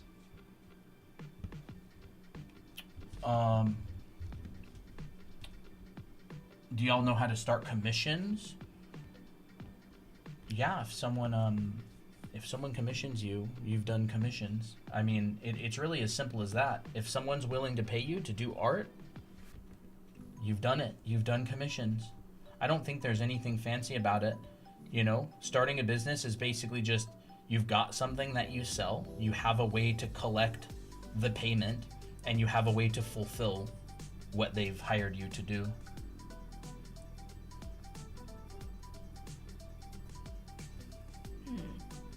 How do you get your art out there? So that's marketing. That would be the marketing side. We had a whole stream about that yesterday, how to grow on social media. It is so good. Let me just show that right here. There it is. Yeah, we had a whole live stream. You can go check it out on our YouTube channel about how to grow on social media, about how to get posts that go viral, all that kind of thing. But how to get your art out there, honestly, I would recommend just boots on the ground experience. Posting. Post, talk to people, make friends. Don't just go spam a bunch of posts in Discord servers saying commissions open, commissions open. Like, you can really only do that if you're super good, and then people will still get annoyed and ban you. Make friends, join communities. There's a lot of people in our Discord community that do commissions. Lau, are you here right now? You've been doing a lot of commissions, right? We commissioned Lau. Yep. It's because, understanding how to, One of how our trust community works. members. If you make friends, people are more likely to buy from you because they trust you. You're not going to just run away with the money. And All right, I saved up money for your class. I do still need to learn like perspective and especially rendering. Well, those are the two classes that I teach. yep, he teaches that. Those are two of the classes that I teach. Yeah, and it's great. Yeah. Will you be willing to help with Krenz cubes? Sure. Yep. We can cover that next. Yep. Been drawing since I was 5, and now I'm 28 and still having trouble with background drawing. Krensky's will help you with that. Well, yeah. Well, I yeah, would to an say. extent. Do I have the that book? I actually need to use the bathroom. I don't have But it you here. can switch with me and talk about Sure. Krenscubes if you want. There's a book called what is it called? What's Ian Roberts' book called? Simplifying Composition, or can you find it on that shelf really quick?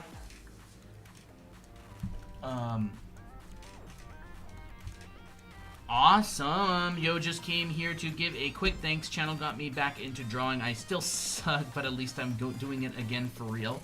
Honestly, keep at it. That's awesome. Understanding, what is it called? Mastering composition. Mastering composition. by Ian Roberts. He also has a YouTube channel. That would be a really good introduction. The trick to backgrounds is composition, right? The trick to backgrounds is composition. You want people to be able to know what to look at. That really just comes down to composition. All right. So this is the book I really recommend. He has a YouTube channel. His name's Ian Roberts. He's an oil painter and he does a lot of landscapes and he does figures and people and he does still lifes. And he has a book on composition and it's a really, really, really good book. He goes a lot into talking about how to draw people's eye to areas that you want. It really comes down to contrast of all kinds of stuff, contrast of color, contrast of value, contrast of shape. All of these are your tools in order to draw people's attention to where you want them to look, right? Perspective.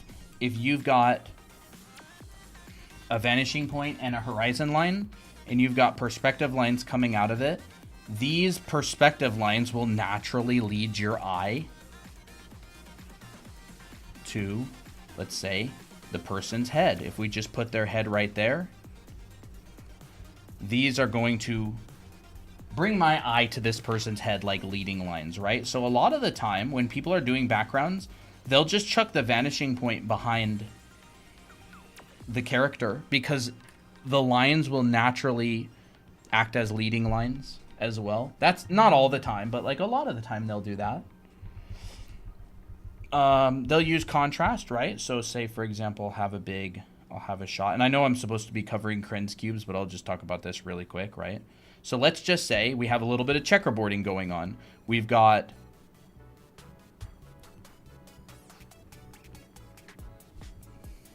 this,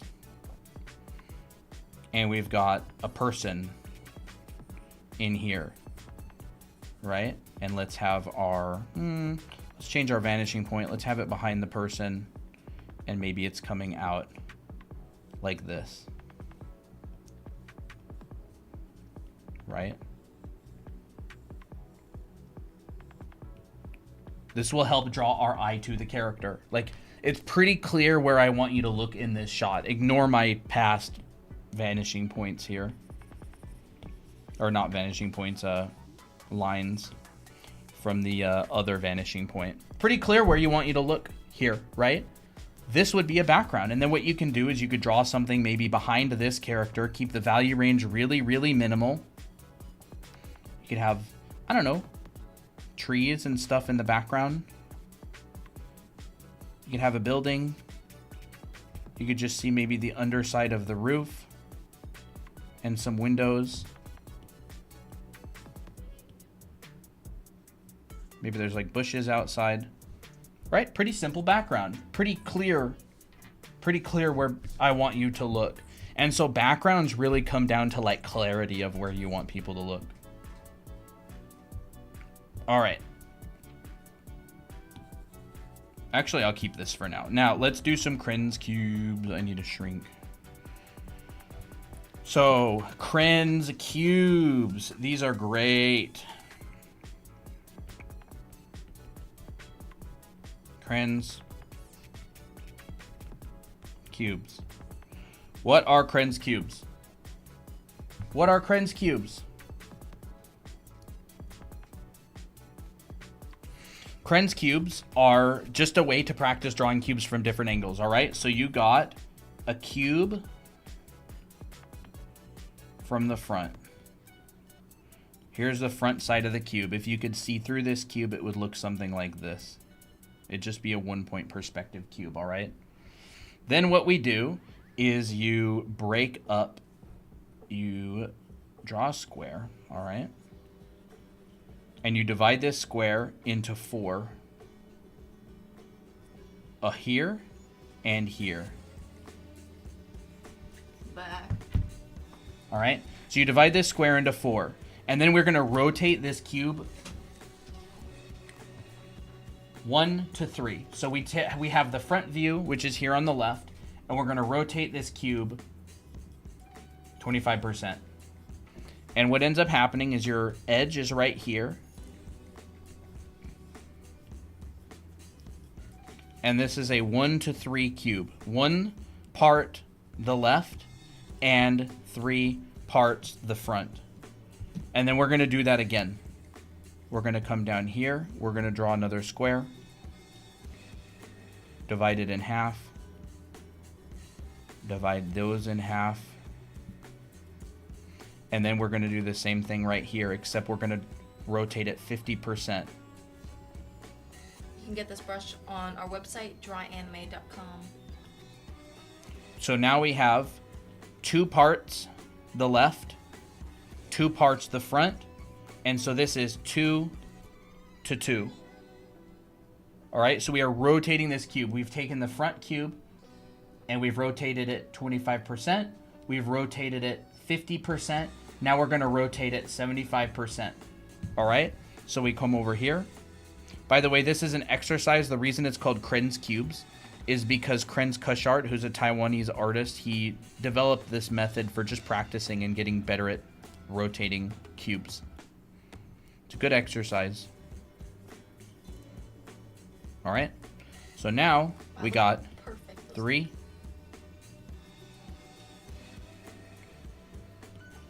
And what you'll notice about this one is that it's actually the same as the first one. It's just flipped. And so this is the left. We got 3 to 1. So instead of 1 to 3, it's 3 to 1. So 3 to 1. So we have gone front, 25%, 50%, 75%. And then the last one is just going to be the side. So we'll just chuck this one in there as well. All right. And then this is the side. That's our top row. Now we're going to come down and we're going to do that again, except we're going to go this direction. Do you do the draw through on these? You can. Yep, you can. Sure. You can do draw through on these I for don't sure. hurt. 1, 2, so 25. So this is going to be 1 to 3, or 3 to 1, 2 to 2. And then we're going to have this one here. I would definitely recommend you do draw through. So, you know, your draw through would look like this. I never understood how to draw a cube perfect box with length, width, and height, or length in perspective. You never understood how to draw a cube perfect box with... Yeah, that's because it's super hard. It is really hard. It's extremely hard to draw perfect squares in perspective. And this is a good method for getting you closer. It really comes through a lot of practice. I went to Art Center, and their way of getting you to be able to draw a perfect square in perspective was you literally would start with a Brewer grid. I totally forgot about Brewer grids. Oh, that's a nightmare. But And then you would use your ellipse guides.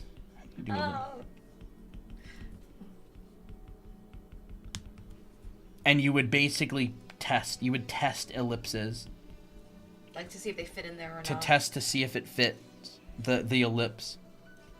I still don't really know how to do that exactly. It's hard. And most people just will use 3D, or most people will practice stuff like this enough that they get really good at winging it. Like that. Is the course only in Procreate or Clip Studio Paint? It's either. It's just a digital class. We use Photoshop, but you can use Procreate or Clip Studio, whatever works for you. Yeah, we use basic tools. Very we use basic tools. layers. We don't use any special program-specific layer functions or anything. Do you guys have other artists I should check out? I already did Michael Hampton. Got any more? What kind of Hampton? What kind of artists? I know a lot of artists. Yeah, like what kind of artist do you want to find? What work? Was the cube made with foreshortening in it? Yeah, I mean, any side that's not facing you is foreshortened, even if it's isometric. Like if you draw a cube and it looks like this, and it's an isometric cube, this side right here is still foreshortened. It's just foreshortened like lengthwise, right? This side is being pushed in. So anytime something's not facing you, it's foreshortened. Rhino says figure drawing artists. Figure drawing? Yeah, I mean, there's a lot of good figure drawing artists out there. That little color thing. Oh, this? Figure drawing.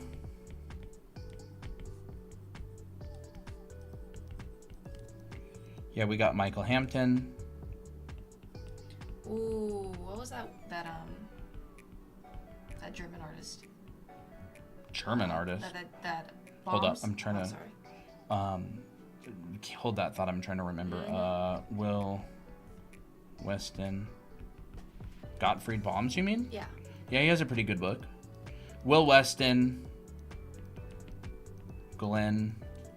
I think it might just be one N. Oh, really? I thought it was two N's. Maybe it's two. Glenn. Come on. I hate stinking Procreate sometimes. Glenn Vilppu. Michael Hampton, Will Weston, Glenn Vilppu. There's a lot of really good figure drawing teachers out there. I'm just going to keep doing Krenz cubes for now. But, okay. So then these ones are going to be like this. You've got a 1 to 3. By the way, the vanishing point would be in the center of this one. So your vanishing point would go like this for the most part. But it doesn't need to be, because these cubes could be isometric, right? If this was an isometric cube, it would literally look like this. Yeah. It would look like that. Like the convergence is dependent on the camera lens. This is not... These Krenz cubes is not... They're not about the camera lens. They're about the rotation of the box. All right. I feel like ratios just aren't really talked about enough. Yeah. Ray Bustos doesn't teach figure drawing. He teaches anatomy. Kirk Shinmoto. I'll write that neater. Bustos. Kirk. Mark Burnett and TB Choi. I've never taken any of TB Choi's classes, but she's really good. She's really good. I haven't taken any of Mark Burnett's classes either. Do you have some suggesting exercises to practice digital drawing for newbie? Thank you. Okay, and then we've got... What do you want to learn? Kim Jung-gi? Oh yeah, Kim Jung-gi's great. Yeah, does Kim Jung-gi actually even have an anatomy class? Like, he's good. I think But Seth did. I'm writing down the names of people who have like a proper figure drawing class. Proko's probably good. I haven't taken any of Proko's stuff, but he's good. I'm sure he has a good anatomy class. Or figure drawing classes. Yeah, Proko's seems pretty good. Catnapper says, I've watched most of your lives this week and I'm already better with my lighting on skin. I'm Awesome. so happy. That is fantastic. Yeah, Christina did that fun demo recently. And that was really fun. Yeah, it turned out good. Thank you.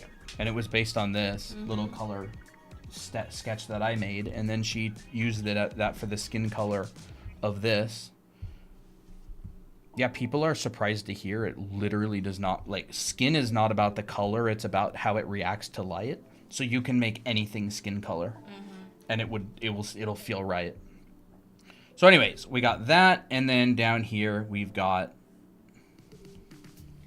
Any tips for drawing hands? We have some hand TikToks on our channel. There we go. Profile. So now what we got is we're going to get a box that has 1 part of the top, 3 parts of the front, 1 part of the left, 3 parts of the front. So it will look like this.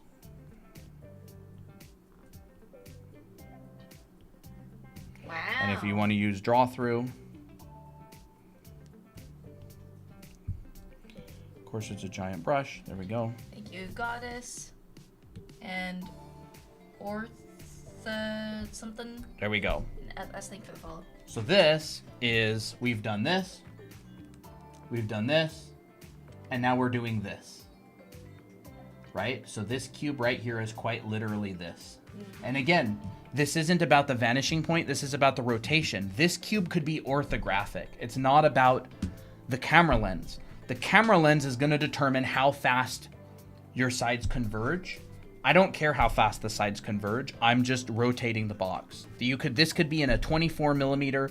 This could be in an 18 millimeter. This could be in a 55 millimeter. This could be in a 200 millimeter. You can still rotate the box, right? This could be close to your camera. This could be far from your camera. The box rotation is still going to rotate. Lau All right. is here. Hey, Hello. Lau. And then you've got this one here, which is 2 parts. Kind of have this diamond.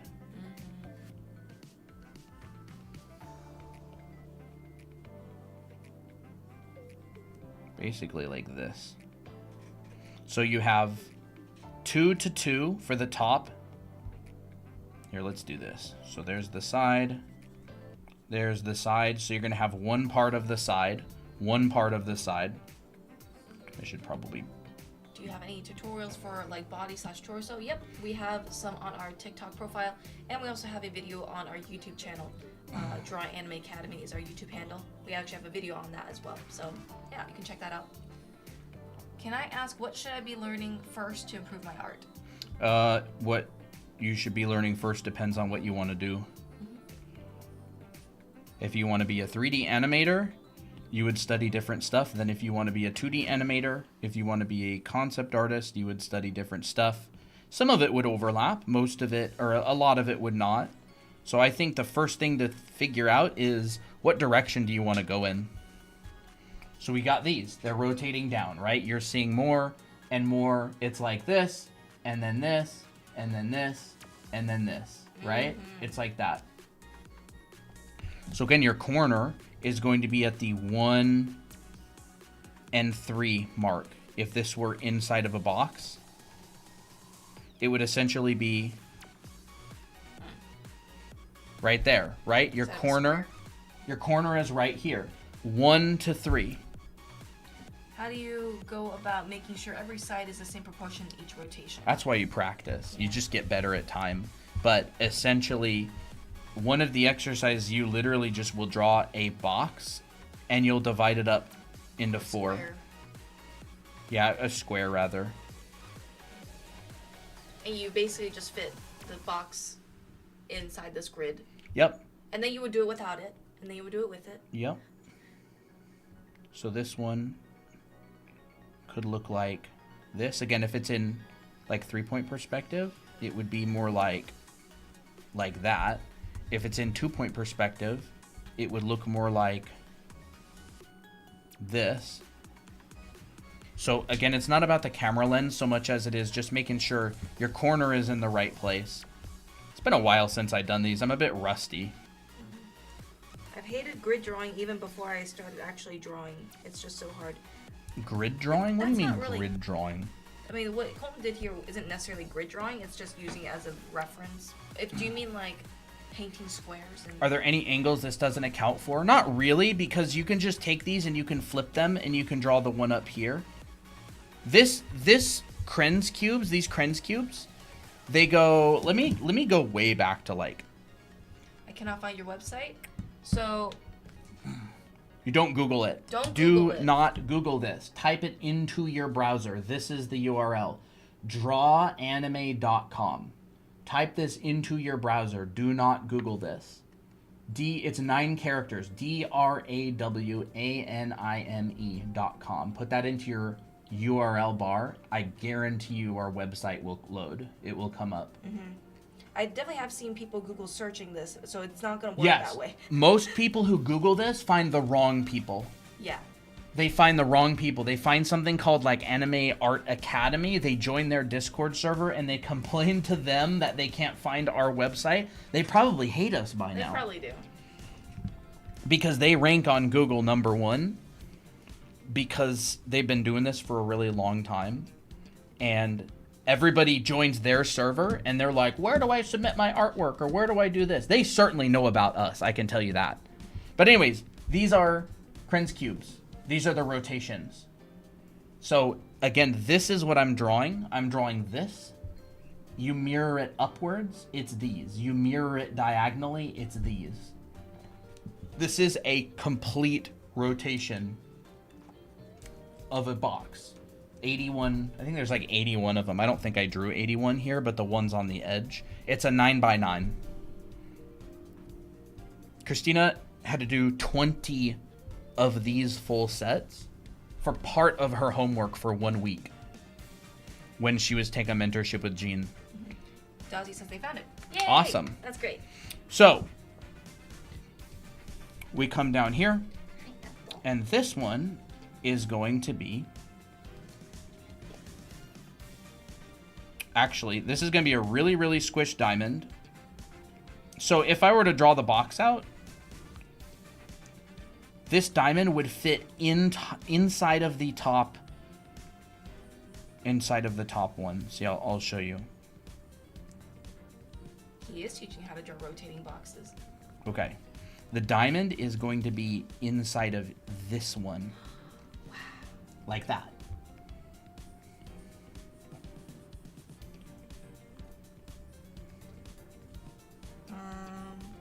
Is there a correct way they should look? How do we know we did it right? I tried Krenz cubes and they always feel off. It's just... It does feel like that sometimes. I'm definitely drawing a lot of off boxes. That's why critiques are so valuable. That's why mentorships are so expensive and so valuable. Like, these aren't perfect, but it's more of an exercise. Don't think about it in terms of all my boxes have to be perfect. Think about it in terms of this is you lifting weight. Right? This is you going to the gym and lifting weights. Art gym. It's an art gym. I feel like It's literally an art gym, all right? Like, this box is too long. I can already tell. And why can I tell? Because I've done these a bunch of times. I have a question. What size canvas are you using? This is 5,000 by 6,000 pixels, and I'm drawing in a teeny tiny little corner of it. Oh, And so some of these, what? Katsuo says putting a grid over a person, then drawing inside of another grid. Huh? Oh, that's like copy drawing. Yeah, no, that ain't what Colton's doing. No, that's like when you draw from a reference and you copy it. Like, you can essentially get a photoreal image without even knowing what you're drawing by doing grid drawing. I don't do any grid drawing. What he does here is he's just using this as like a measurement. Yeah, this is a measurement. This is 1, 2, 3, 4, 4 by 4 A, units. B, C, D. And I'm just telling me where to put the corner, right? It's telling me where to put the corner of a box. And it's a, like, if I'm doing a 1, and I'm not going to write this, 1, 2, 3, 4. If I'm doing a 1 to 3, I know one side is going to be that. 3 sides is going to be that. Right? It's a tool to help you know if you're showing enough of the side or not. What's this software? This is Procreate on the iPad. Okay. So we come down here and we draw this one. I find Krenz cubes kind of difficult, but it's a good exercise. It takes a lot of mental energy. It does. This will wear you gotta out. be accurate. You gotta draw all these things. Like, drawing can be very. Yeah, this will taxing. legit wear you out. I remember I was worn out after doing 20 of those. I was like, oh, I can't do no more. But, at the same time, like, once you get used to it, then it becomes more fun and you can do them quicker. Yeah. What the heck? This thing is back. What? Oh, I think I got it. What is it? I don't know, a little jumping bug thing. I thought it was a flea, but maybe it's actually not. Maybe it just lived on our desk. What was that? That was Applejack. Chat, you want to see Applejack? There he is. Look at his little head. Silly? Are you being silly? I think it's just stretchy. There we go. There it is. And now this one would go back to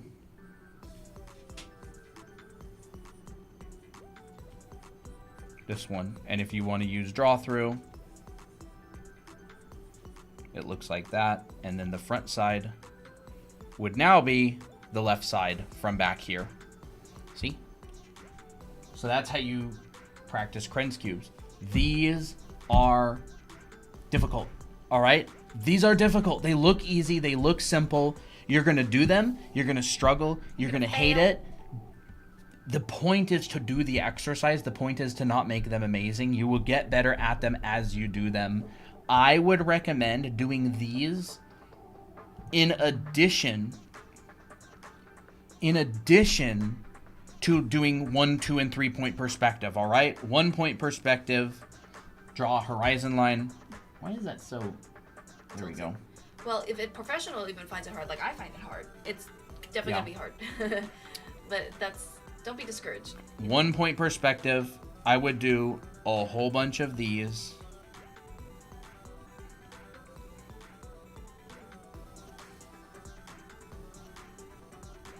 One point perspective boxes. And you just do tons of these. Draw through. Draw the back sides. That's a bad line. There's one box. Let's do another one. Let's do one that goes across the vanishing point. Yeah, find them hard. I think you're so good at perspective. Thank you. I mean, Thank you. I think I'm it's not. probably Colton. I'm not very good at it either. I'm okay. I'm good enough to use it professionally, but I'm not like A mess. I'm not like a master, I don't think. Yeah. right? Here's my box that goes on each side. This is 1 point perspective. One vanishing point. 1 point perspective was invented to look straight on in front of you at objects. 2 point perspective. All right, so this is 1 point. Now what you do is 1 point perspective are when boxes are lined up with you and you're looking straight on, like I'm looking at the camera. 2 point perspective was invented when you're looking at something at an angle. All right? 2 point perspective is, so in 1 point perspective, this is vanishing point Z. It's in front of you. 1 point perspective goes in front to behind. That's your Z axis. It is straight in front of you. All right? Z. 2 point perspective is Z and X. So this is Z. The same vanishing point right here. We put it over here. All right? And then over here is vanishing point X. This could be left X or right X. All right? Why? Because think about this. If you extended this horizon line and put another vanishing point, you would have 2 point perspective right here. Wow. It would look like that. Because your horizon line is a circle that goes around you. It's a ring. It's a circle that goes around you. Yeah. The way that perspective works is you've got your head. Here's your head. Here's your body. And here is Z. Here is X. And here is Y. Up and down. So Z is front and back. Right? Z. X is left and right. X. And Y is up and down. Y. And this, the horizon line, is a circle that goes around you. The horizon line is not a straight line. It's a circle that you look at from the side so it looks straight. Seriously, like you can turn around. If you turn around, you can come all the way back 360 degrees, right? You can turn around this circle and come back 360 degrees. All right?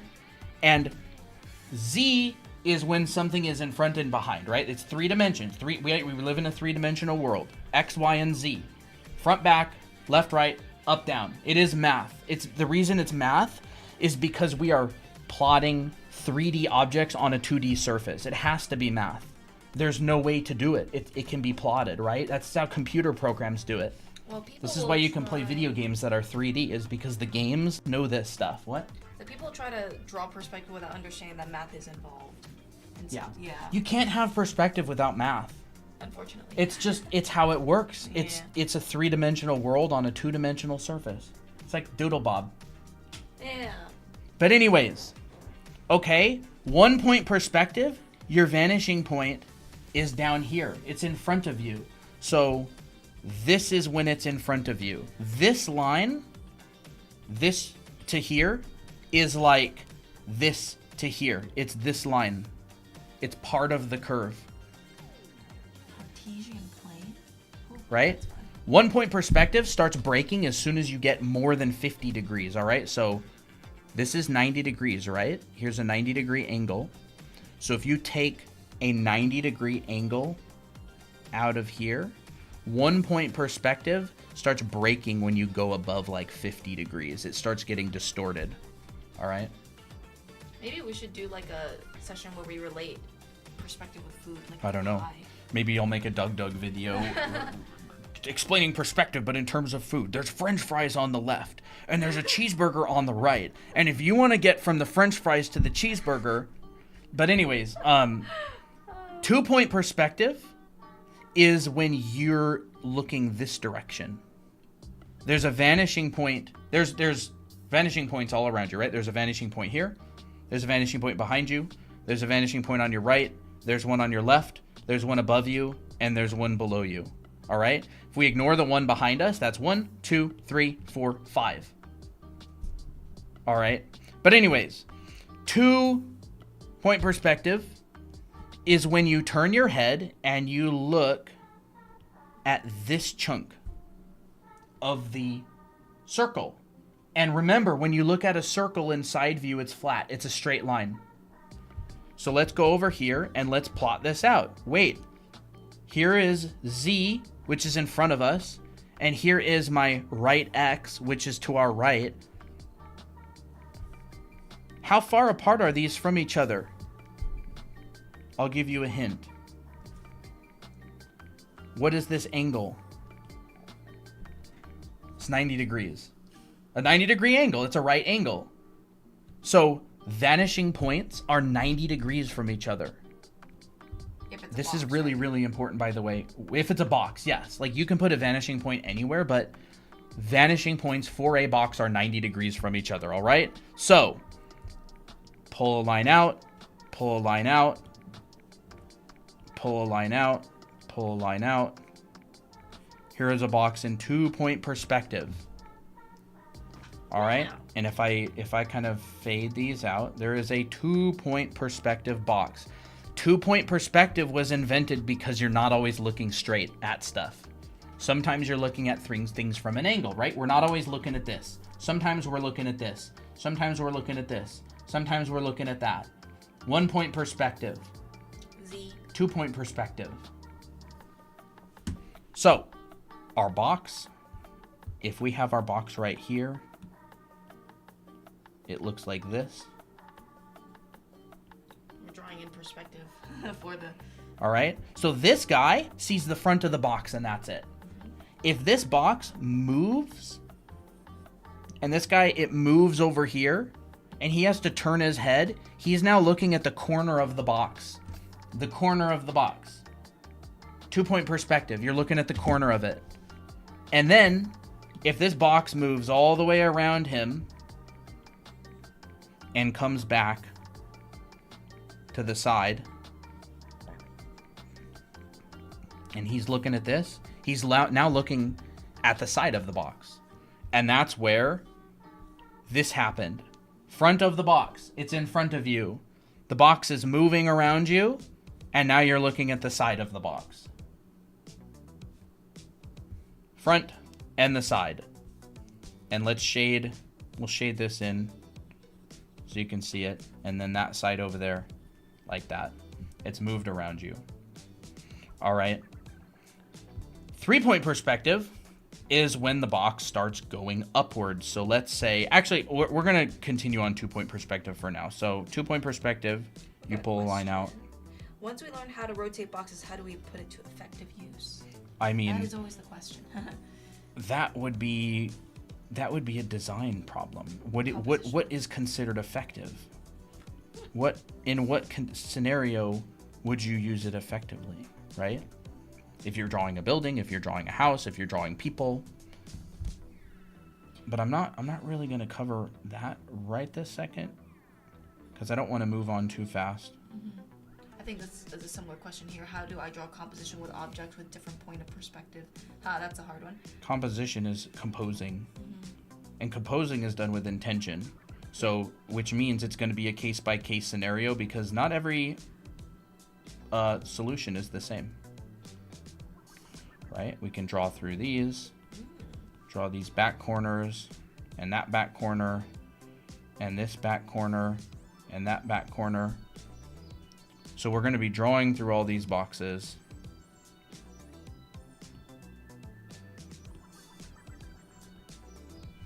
So they're transparent, so we can see them because we want to use draw through because it helps. It's important. So 1 point perspective looks in front of us and you're looking at about this. By the way, if you've ever heard the term cone of vision, it's because you see in a cone. So a cone, if it's a 90-degree cone, it will be a 90-degree angle, right? Let's get that 90-degree angle. So let's go. It'll be like a 90-degree angle. I drew it a little bit shallow. And this would be a cone. Which means you see, if you had a cone of vision that was 90 degrees, you would see from one vanishing point to the other. You would your cone of vision would literally look like this. Not really a circle, is it? Your cone of vision would look like that, because that's 90 degrees. Vanishing points are 90 degrees apart. Do you teach animation or just manga drawing? No, we don't do any animation. Nope. We teach foundation, so perspective, figure drawing. We just teach it with an anime type, manga type twist. Mm-hmm. But they're just normal, like, figure drawing classes and perspective classes. Because 1, 2, and 3 point perspective in a manga are the same as 1, 2, 3 point perspective in real life. Mm-hmm. Manga is just more of a stylization of real life.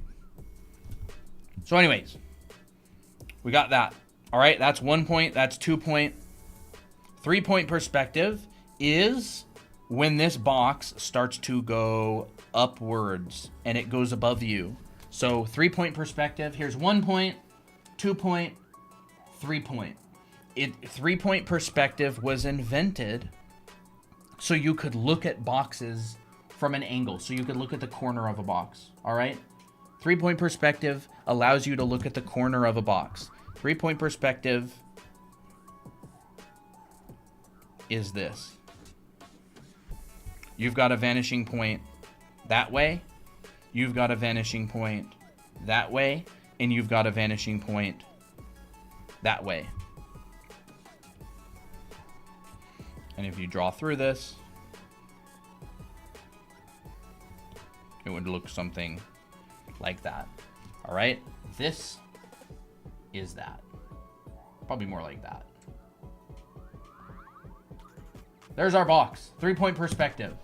It allows us to look at things from an angle. It allows objects that are next to us to go up and down. Why did it have to be next to us? Because if it was in front of us and it went up, it would just be 2 point perspective, except it would just be this way, right?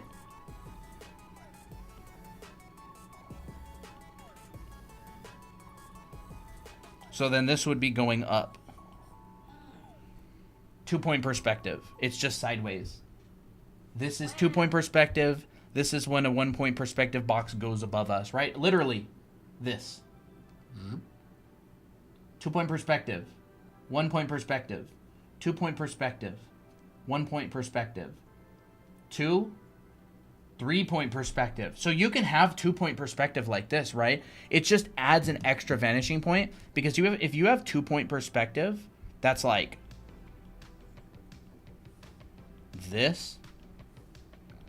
It starts looking really, really weird if these sides are vertical. It ends up being like this. It starts looking really wonky if these stay parallel. Yeah. So what you do instead is you take this line and you take this line and you pull them in. Wow, now it looks extra fancy. This is some very helpful advice. Takes me back to art school. Yeah, I know what you mean. Right? Like that. 3 point perspective allows you to draw cubes that look a lot more natural. Because remember, 1, 2, 3 point perspective, these are simplifications. They're not real. The real world doesn't really work this way. It's a 2D surface. You're drawing 3D things on a 2D surface. They break when you use them incorrectly. If you use 1 point perspective incorrectly, if you say you try to draw a box outside of the 50 degrees in 1 point perspective, what ends up happening is you get like these really crazy angles. You get like these really crazy angles that don't feel very natural. Oh my. You end up getting boxes that like they break. Like the boxes break, right? It's like what I was saying earlier. The Have world like is broken. yeah, it's like you get like these really, really crazy looking boxes that are like this. And this angle starts to get less than 90 degrees. It gets really, really acute. You're And it why thank you. And it starts to break things, all right? So that's why these 3-point perspective was invented, because you need an extra vanishing point in order to make it look more natural again. So I mentioned earlier, this is actually a sphere, right? This goes around you in a sphere. So here's this, here's that, there's that, and then this is a sphere. This is a sphere that goes around you. And now, what is like a fisheye lens? A fisheye lens is where you can see up, down, left, and right at the same time. Do you also use box perspective with characters? Yeah, for sure. Anything in three-dimensional space it'll help with. Mm-hmm. So a fisheye lens, you'll see up, down, left, right at the same time. That's a fun song. Here is my half sphere. I am this person, and my field of vision is now this entire front side of the sphere. It's this. All right, I'm literally seeing in a half bubble. I'm looking up. I see the vanishing point up. I'm looking straight. I see the vanishing point in front of me. I'm looking directly down. I see the vanishing point below me. I'm looking to my right. This is right X. This is left X. So we've got top Y, bottom Y, Z in the middle. We've got X and X. This is up, down, left, right at the same time. Z. These are my lines for Z. So remember, Z and X is 2-point perspective, right? I'll draw that 2-point cube right here. Here it is. There's my 2-point perspective cube. I have one on the other side as well, except this one's on the left. Here's a 2-point perspective cube. I still use shape to draw my anime characters to help them. Another artist told me to stop doing that. No, it's great. I think it's, I mean, using shapes to break down things is great. Like, everybody does that. Mm-hmm. All the pros do that. Mm-hmm. But I'm not sure exactly what your definition of using shapes to break down the anime characters is, but from my understanding, I don't see why you would ever stop doing that. Up. Here's another 2-point perspective. Right? Down. Here's another 2-point perspective. Looks like a flower. This is technically what's happening, right? This is the box rotating up. Look. You can see the box. It's going up. It's going down. It's going left. It's going right. Like that. Right? This is left, right, up, and down.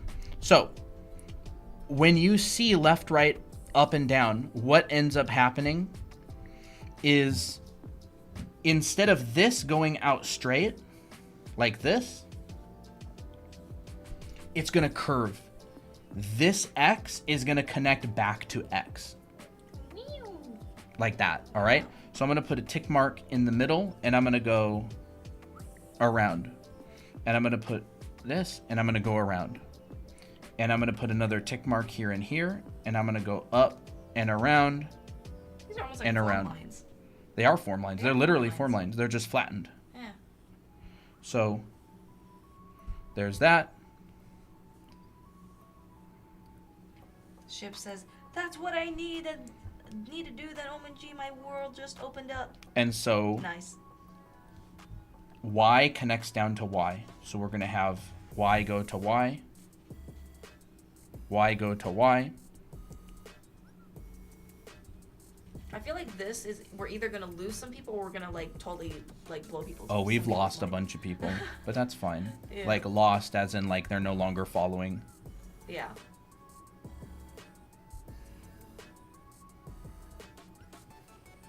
So why does this happen? Why are these lines curved? It's because these are slices of the circle. I start looking upwards. It's like you take a lemon or you take an orange and you cut it in half and you run it over with a car and it flattens, right? It's a half bubble. It's like this.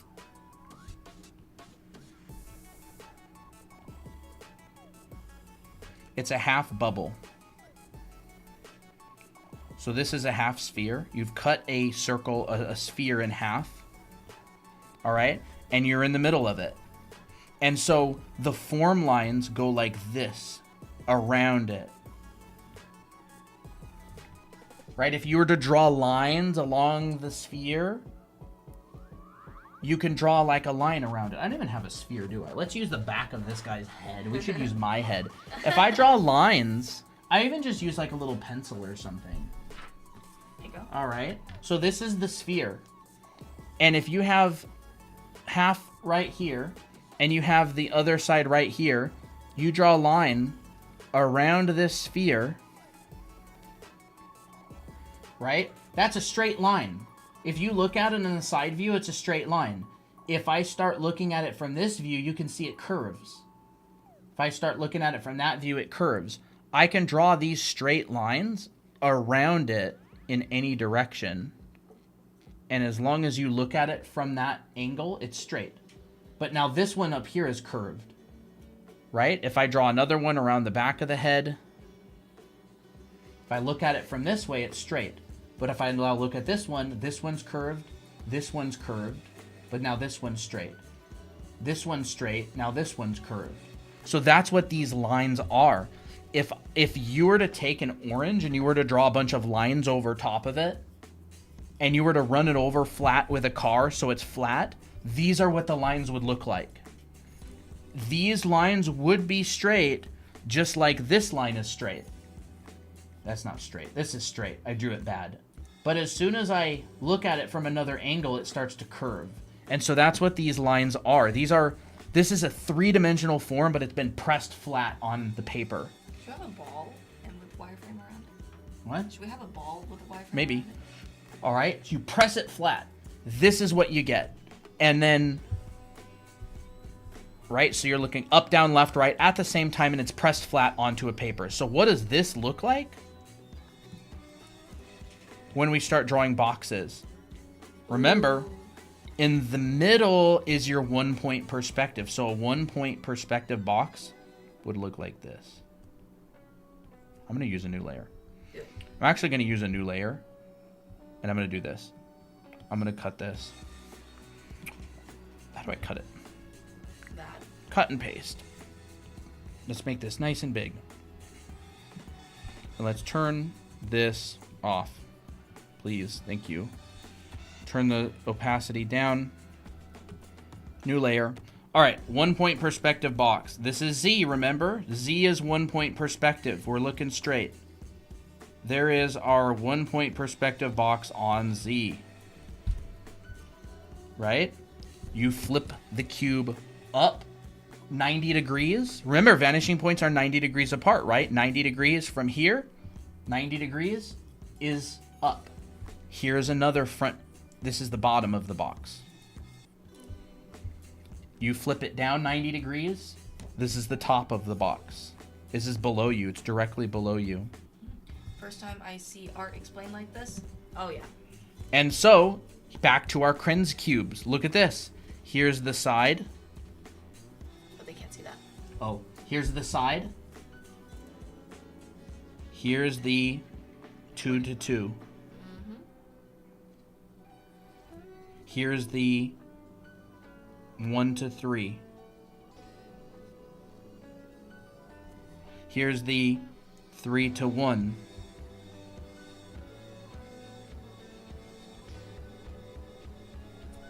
There they are. Wow. So, straight front, 25%, 50%, 75% side. That's what it looks like as it turns around you. It does the same thing on the other side.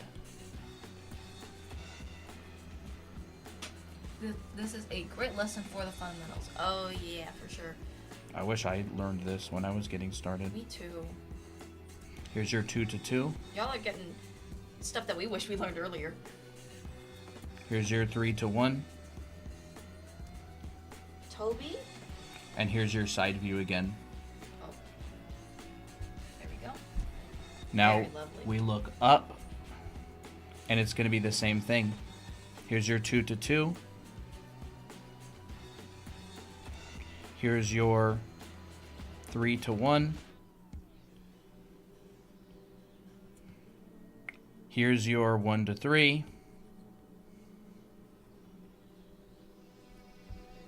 And it does the same thing here, 2 to 2. I'm just going to draw these faster. They're going to be a bit messier, though. We got 183 people in the chat. 1 to 3. 3 to 1. I'm a little bit off. Colton is locked in. Right, there we go. So that's really what it is, right? It's a box that's moving up, down, left, right, right. And if you go all the way back to this, which is kind of really messy, I might have to... Will it be the same when drawing a character? Yeah, I mean, the forms will be slightly different. Where... I'm trying to... I would like to cut all this.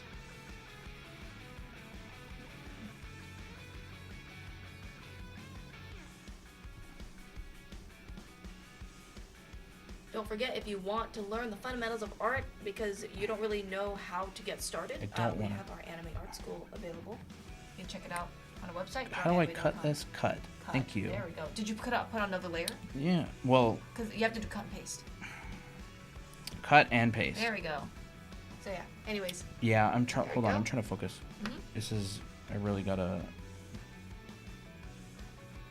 Let me move this up here. ooh. Let me move this up here. Sorry, everything got drawn on the same layer before, so I have to no. like. What? No, nothing. You said everything got drawn on the same layer. Well, back then. Oh, yeah. All right, and now this got cut. That's the only downside to drawing everything on the same canvas. Yeah, if you're trying to teach it. Okay. So, sorry. Now. So there's that, and there's that. And I'm just going to chuck this below, because I'm not in a new group. Now, how do I get rid of this stupid new group? There we go. From selection. Procreate's not the best with moving layers around. Okay. So there's that. So these are our Krenz cubes, right? This is the looking left and right. This is the looking up and down. Here is the left. Here is the left and right. Here is the up and down. And then the intermediate ones would be right here, right? And these could all get drawn in. We've done this in the past where we drew them all in. I don't know where the heck it is. There. Wait. Here's one. Right? They basically look like that. You can take these and it's like up, that. So this is like a full 360 degree rotation of a cube. That's basically how it works. There we go. Right, and this one would also be a 2 to 2. The boxes even rotate on the outside. Yeah, so it's literally this. It rotates around the edge like that. It kind of rolls over the edge. So this would be like a 1 to 3. This one would be a 3 to 1. Right, and it rolls around the edge like that. So I'm not going to go too much into this, but I did want to explain like why, how it works, right? The cone of vision, the field of vision, cone of vision, why you have to have 1, 2, and 3 point perspective, and how it all hooks together with looking up, down, left, and right. So if I turn this off and I make a new layer, what ends up happening is if you want to draw boxes around this, they end up looking like this.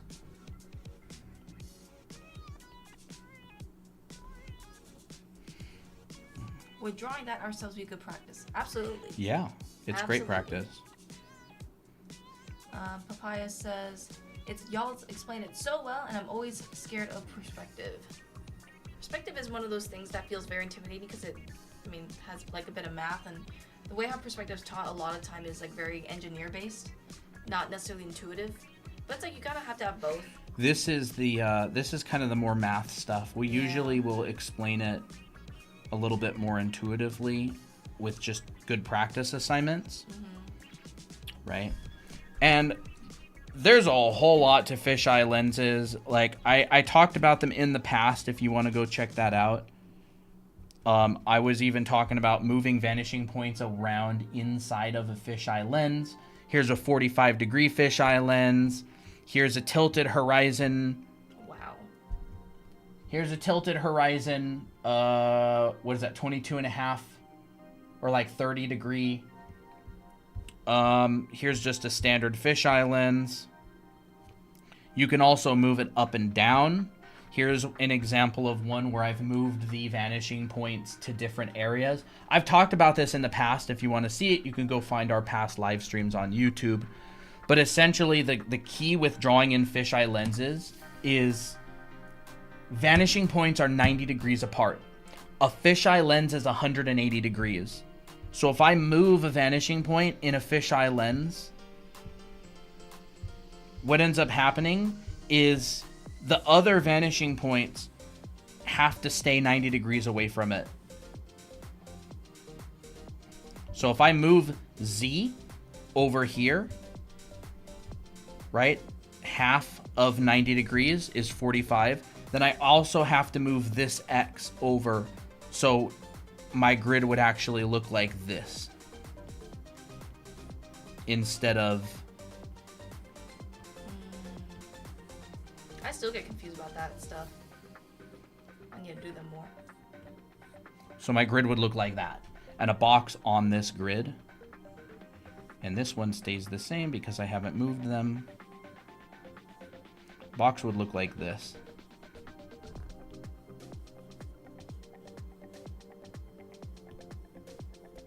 A box would look like this on the grid. Instead of this, because I took Z and I pushed it to the right, and I took X and I pushed it to the right, and so this is basically a 45-degree fisheye lens, and this will work up and down, by the way. If you've ever seen any art by Omao, That's not. Omao. This is the type of perspective that he uses a lot of the time. So, for example, where's my pro? Okay, that closed itself. I don't care about that. Here's another one. If you've ever seen these before, Look at that. there's chat. If you've ever seen these before, these are the grids that he's using. This is a 45-degree tilted horizon. So that drawing that I just showed a little bit ago is actually the same grid. Where the heck? Sorry, we have so many past live streams, it's not even funny With also anymore. multiple layers and not all the With layers are multiple turned on. layers, yeah. I don't even know where to find it, honestly. There's so many. It was a while back.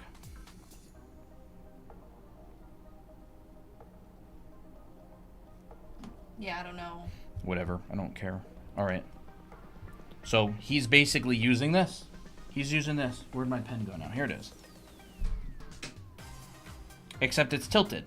And so you take this and you rotate it a little bit. And there's the buildings. Here's a building. Here's that. Here's the floor. The floor goes behind you, comes out like this, goes up, up. The girl's head is like right here. She's leaning over the railing. Her legs are going down. There's buildings in the background that are breaking the horizon line. and all that kind of stuff. This is the camera lens that he's using. How do you spell the artist's name? OMAO. You can look up OMAO perspective or OMAO artist. You'll find this. You'll find his stuff. They're on Twitter. They're on everything, I think. Instagram. Wow. But this is the underlying knowledge that is required in order to do extreme perspective. I think it's funny how when you search OMAO perspective, Gene's videos come up on the images. Yeah, he's broken down these before too. Yeah. And you can have 3. Let's do this. That's not a bad circle. So I can take Y and I can bring it down 45 degrees. Right? Here's top Y. I'm bringing it down. But that also means that my X's have to move down 45 degrees as well. And so I'll move them down 45 degrees. And then what you end up getting is every line that goes through the center of your camera lens is going to be straight for fisheye. Like this. And so all these will end up looking like this. These will curl. Once I understood that the camera lens and was just distorting my vanishing points, and the vanishing points are still in the same place, the camera lens is just distorting them. And once I learned how the distortion worked, it made it a lot easier. So here is my Y vanishing point, my top. Here is an X. Here is left X. Let's go do this. There's that. Wow. There's this. Now these are going to look like a bunch of magic lines to most people, and they will for a long time. You got to practice this stuff. And then this one. Magic lines. I like that term. Yeah, I think most people watching probably have no idea why I'm drawing these lines or what. But just remember, here is my vanishing point. Here is the center of the camera lens. Every single line that comes out is going to be like magnetically drawn to this center line. No matter where you put your vanishing point, it's going to be, they're all going to curve around this. And the reason is because it's distortion from a lens.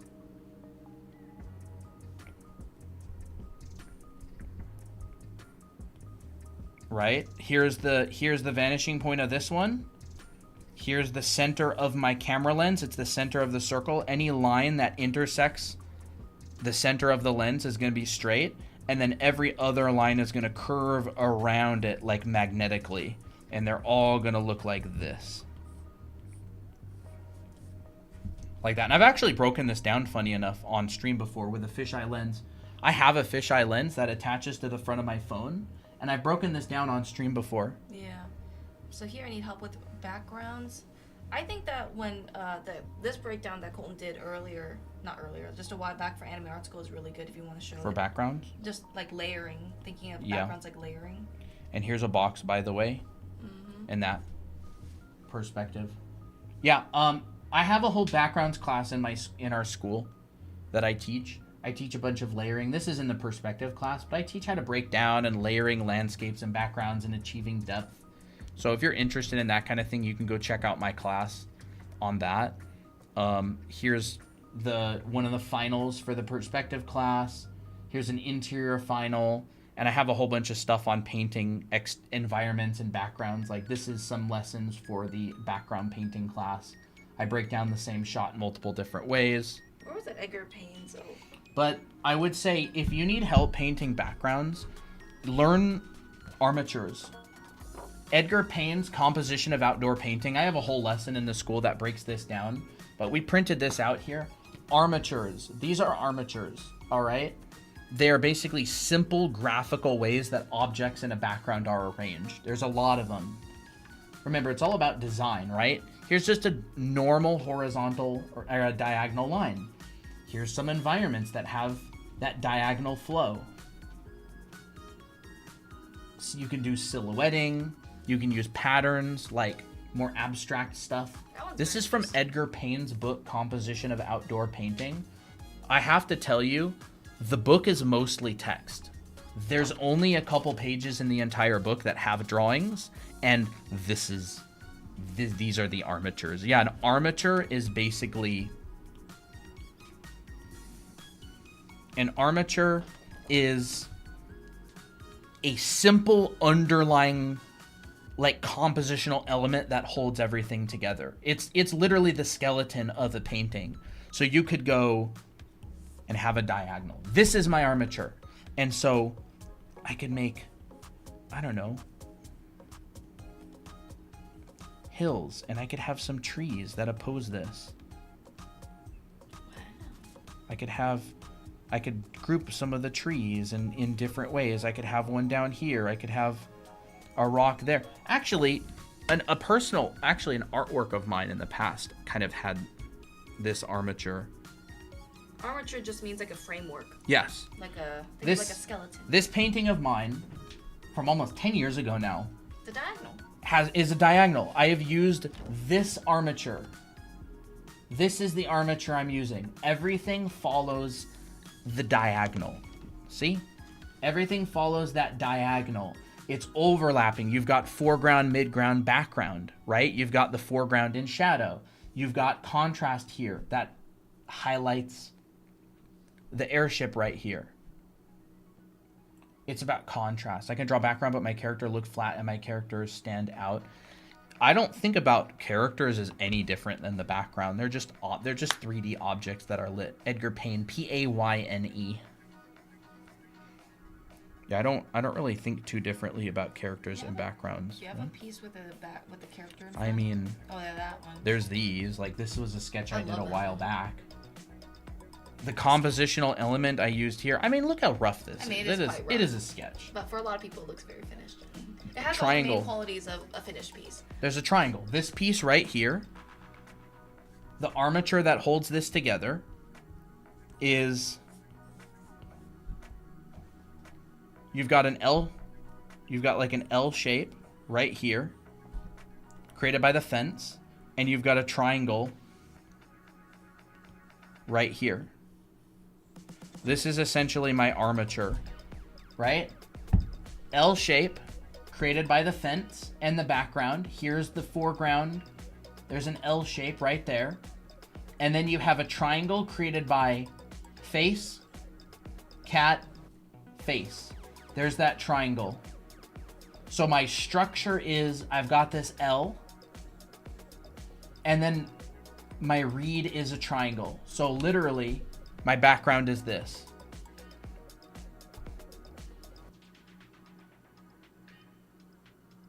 You guys ever seen artists mentor other artists based on their portfolio? Like professional artists like Mullins and James Peck? I show them some quick sketches, figures they'd be like, I'm not sure what you mean exactly. When I draw, Christina and I took James Peck's class a while back in Brainstorm. It was really good. He's cool. do you mean like how to get critiques from other artists?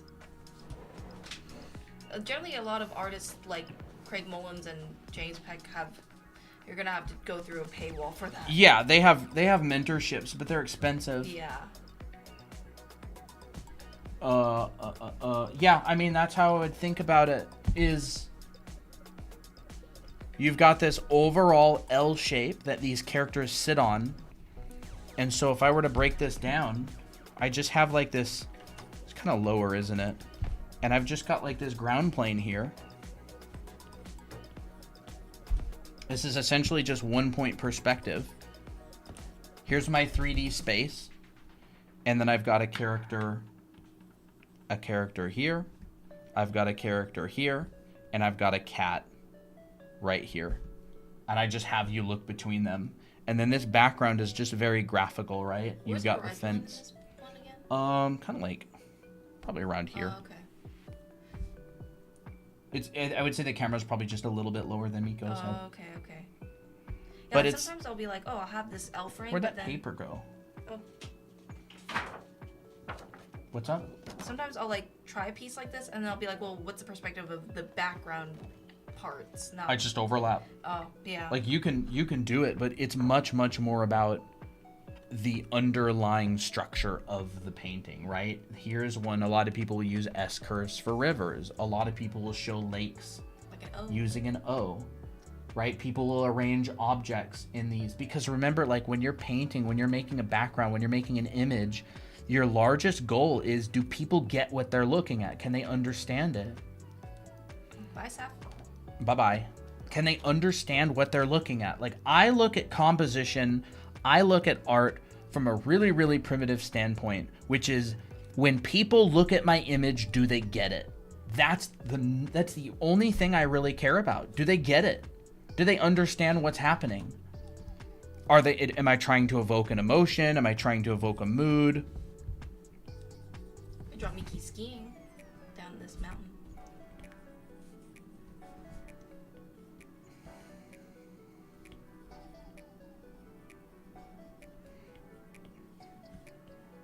That's fun. Right? You could have a character here, or you could have one object that breaks that. Right? Like, you could have someone who's like stuck in the snow, Oh no! Poor guy. right? And they've got skis. And their skis are like crossing. And maybe Oh, they like no. intersect the horizon line. Right? So they've launched off this ramp, this cliff, and they're stuck in the snow. And they cross this armature, and they're stuck in the snow. And that may be my composition. Like, that might be the only thing I care about, right? And so then I'd be like, okay, let's take this tree out here. Let's take this tree out here. And I would like go, all right, maybe I will have, I don't know, a tree line or something in the background. That's dark.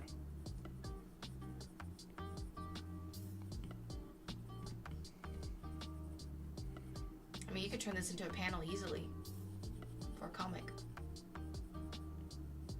You both are so helpful. Thank you so much for sharing. I'm going to try this on my iPad. Yeah, do Sounds it. good. Right? There's a person stuck in the snow, and then maybe we'll get some contrast in there, and their skis are white. Or they have like a reflection on it. Right? And it looks like that, and they're stuck in the snow. You could probably put like a person in the foreground, just like their head, like reacting, Yeah, it's like one of those. like the Soma reacting to Arena. It's like, remember? Yeah.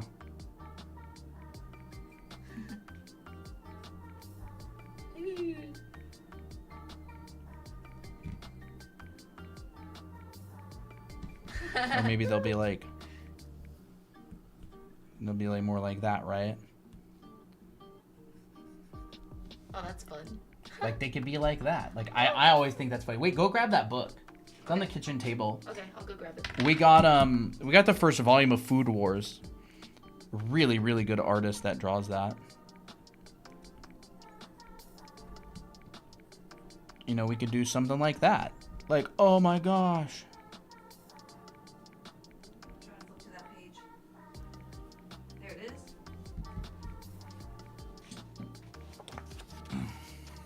Oh, the art is so good. Disgusting! Disgusting! What? Right? Like, this stuff is so good. Here's a character on a background. Super simple stuff. This ain't super complicated stuff, like, to be able to show things. I love that pose. So cute. Oh, she's so cool. Mm-hmm. One of my absolute favorites. Just so well drawn. So well drawn. Mm-hmm. Probably one of the best drawn mangas I've ever seen. Right? And I would go through here and I would use checkerboarding. Checkerboarding is back and forth between light and dark in order to make things more interesting. What program do you use? Procreate. Yeah, this is just Procreate right here. Maybe one can saturate foreground colors with black and juxtapose them to subtle gradients of the sky. Like this sort of thing. Oh, I love the checkerboard stuff. Right? Back and forth. Checkerboarding. So it's like light skis on a dark trees with a light cloud in the background with a medium sky behind that. Right? You could have a shadow right here. I don't think I should have a rock right there. That would be a little dangerous, wouldn't it? That would be pretty dangerous. A little but hey, overly dangerous. maybe- Maybe that would be. But the thing is, maybe he's shocked that he's like, oh my gosh, he could have died by hitting the rock. But Right. He didn't. He didn't hit the rock. It's a miracle. So we've got this kind of thing, right? And they're like, "Ugh." It's like Miki, and she's like, Oh. "Ugh," snowboarding with Jake, Oh, yep. and she's like, "Oh, watch this! I'm awesome," Mickey, no. right? I mean, I think it's easier to draw manga on paper than on my iPad. iPad's you gotta get used to have a drawing on it. But Yeah, I'm getting more used to it. I've been doing a bunch of streams lately where I'm the one drawing, so I've been getting a lot more used to it. I want to zoom out a little bit. There we go. Right, there we go. Oh, I love it. There's a little composition, a little background, a character in the background.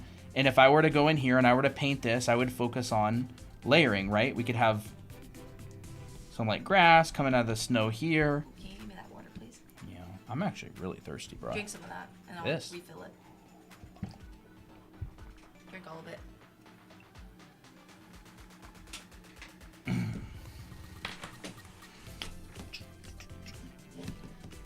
But yeah, that's like, this is how I would think about backgrounds.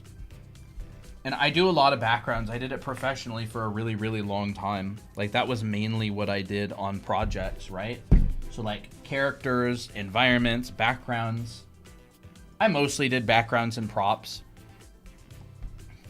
I like this one. This one's my favorite. I should remake this.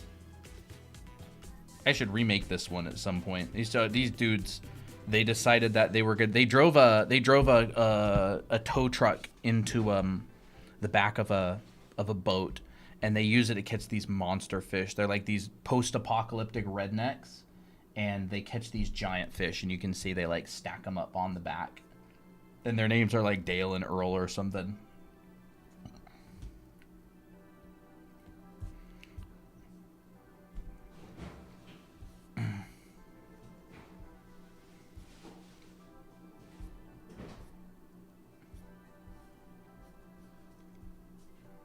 Yeah, that if you have difficulty doing backgrounds, then I would think in terms of this. What is the armature, right? We've kind of got this underlying angle of everything here. And then I have a couple things that break that. This guy's face, I wouldn't have his face in there, or I would have it in a different way, right? I would shrink it, I would have him in a different way, but like ultimately this would definitely be enough to like start a sketch. And I would make sure that I have some nice kind of in and out between the snow in the background. Maybe there's another tree line back here. Maybe there's a mountain.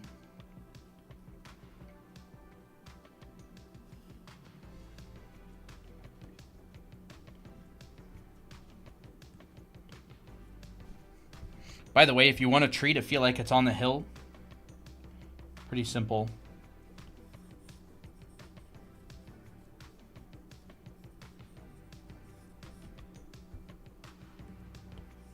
Boom. Bury it. Make it at an angle. If you want a tree to feel like it's on a hill, bury part of it. This is like really, really, really important for perspective, by the way. Because like you could have a smaller tree in front, and you could have it maybe bend.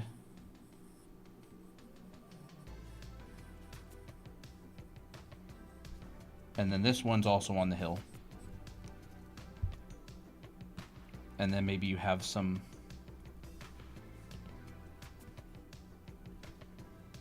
overlaps and stuff behind it.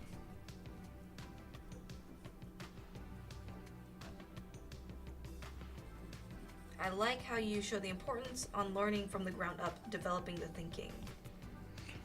That's what it's all about for me. Really is. Like, I'm not in art for the short run, I'm in it for the marathon, and I don't really like shying away from underlying foundational stuff, right? So like if these feel like they're on a hill, you just put them on a hill like that. Look at that. Right? The angle of this, all of the details are consistent with that. Bye, Dahlia. I didn't even know Dahlia was here. Did you see her earlier? Dahlia showed up in the very beginning. Oh. Maybe I said hi, but maybe I forgot. You know, it was a big grass, but I've been working on my visual novel game. The tips and tricks you both share really help. Yay! Awesome. Visual novel game, huh? it's fun. And like for me personally, I'm thinking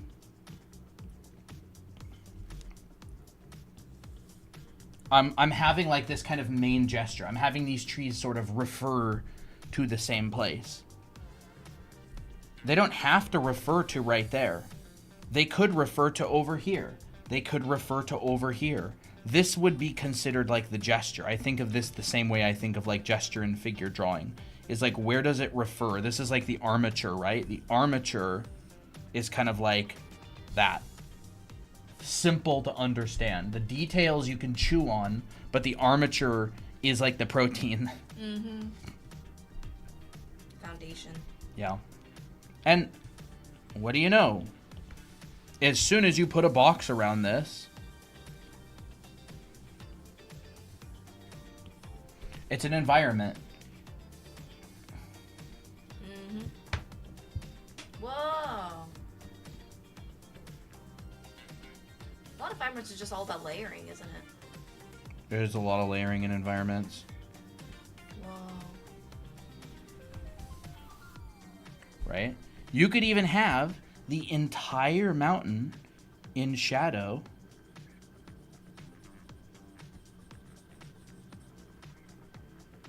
And you could go A little bit of light. Wow. a little tiny bit of light. And then, you know, you could come back in here and go,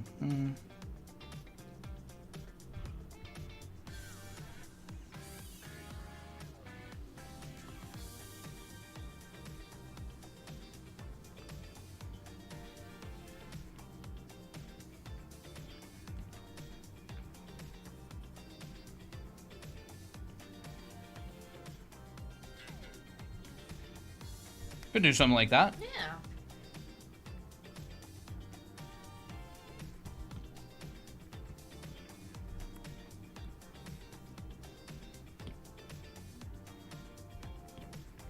It's really satisfying just seeing you putting down brushstrokes.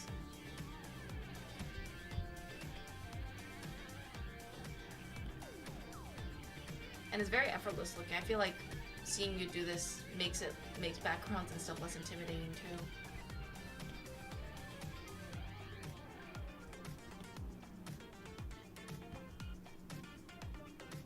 You know, we could do something like that. That'd be a fun little environment or background. And I feel like maybe some people might be wondering, like, how would this like relate with Kren's cubes and stuff?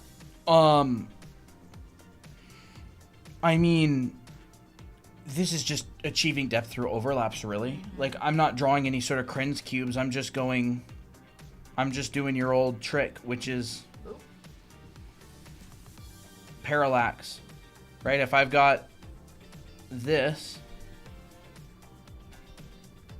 that creates depth, and I've got objects that are breaking that silhouette entirely. I would prop photo bomb a dragon on there and call it a day if I had a job in concept art. Yeah. Although, unfortunately, there's no photos of dragons. Yeah. Right? That's how you achieve depth and stuff.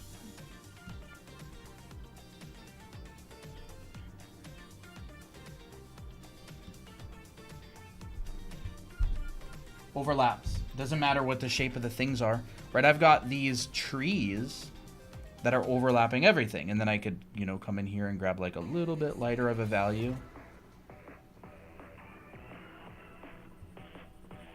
And I would be sure to keep these value groups. Like, I would not want to go in here and start rendering this tree With huge highlights. like this. And if I were to put snow on it, then I would have to use that in consideration to the whole.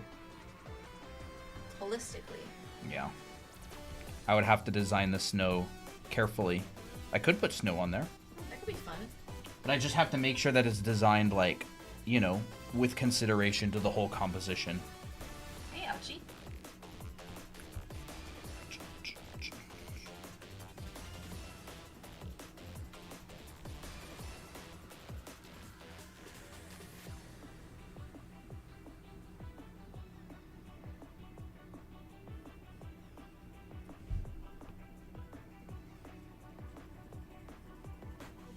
I've always been a fan of dark background with light foreground. I think those are always super interesting. Yeah, It's I think they're fun. yeah, that's so much fun.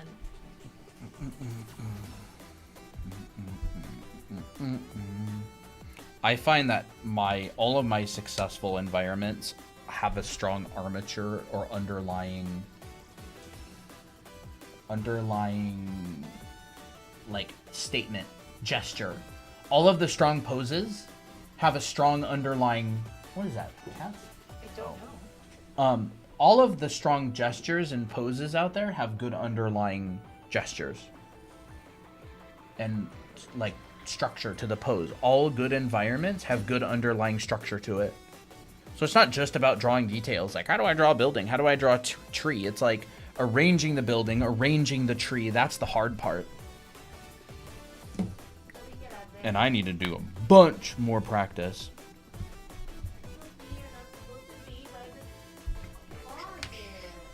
What is he up to? Did the closet get left open?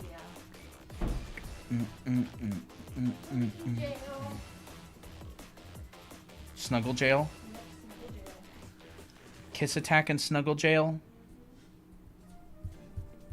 And that's how I compose these as well. Like the recent paintings from stream. It's just clear separation of light and dark. Toby jail. Yeah, you have pink, cute lips.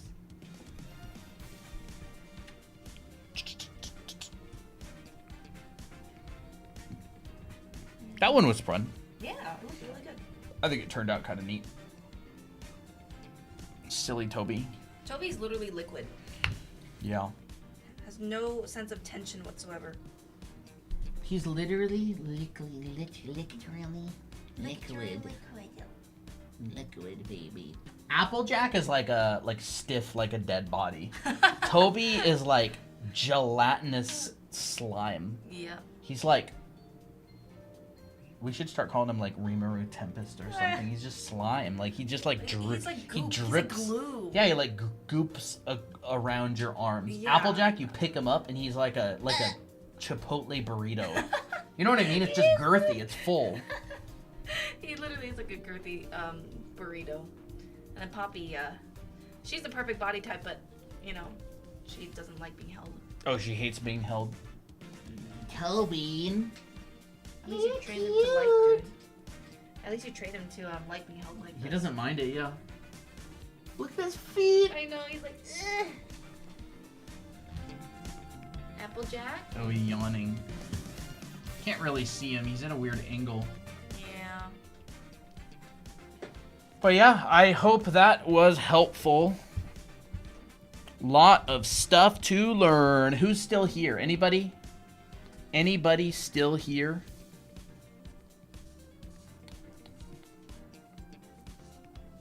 Chat. I think anytime Colton draws, it's like it's gonna be a good day. It's silly. It is. All right, here you. Nah, I'll put you down. Now don't cause any trouble. Hi, Eggs the Cricket Slayer, Papaya, that's fun. Papaya. Geo, Dozy, Cozy, Pickles, thank you for the follow. Pickles followed us, chat. Pickles. That's cute. Wings of Fire, thanks for the follow as well.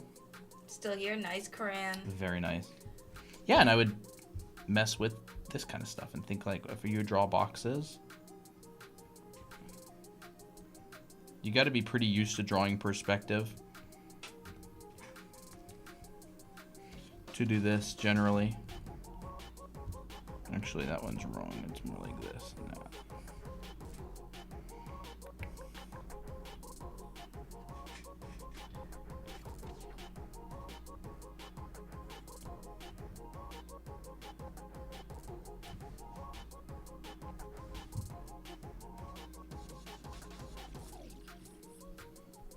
Gonna make a whole city with that.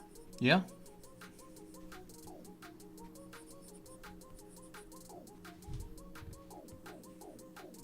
I want to zoom out a little bit. There we go.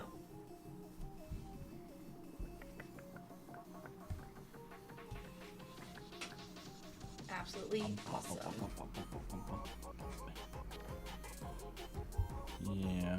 Although I wouldn't worry too much about this stuff. I'm telling you, there's not a lot of artists who can actually do this because most people just learn the basics of perspective and they never actually really want to draw really complicated fisheye stuff. You don't really ever need to learn this stuff. It's a lot of brain power. It's but more, yeah, like a it's more challenge, like a party like a trick. sweat. It's like a party trick. Well, it's almost like people who like learn anatomy super in depth. Yeah, It's like you don't have need to learn it. Yeah. But like it's there if you want to. You know.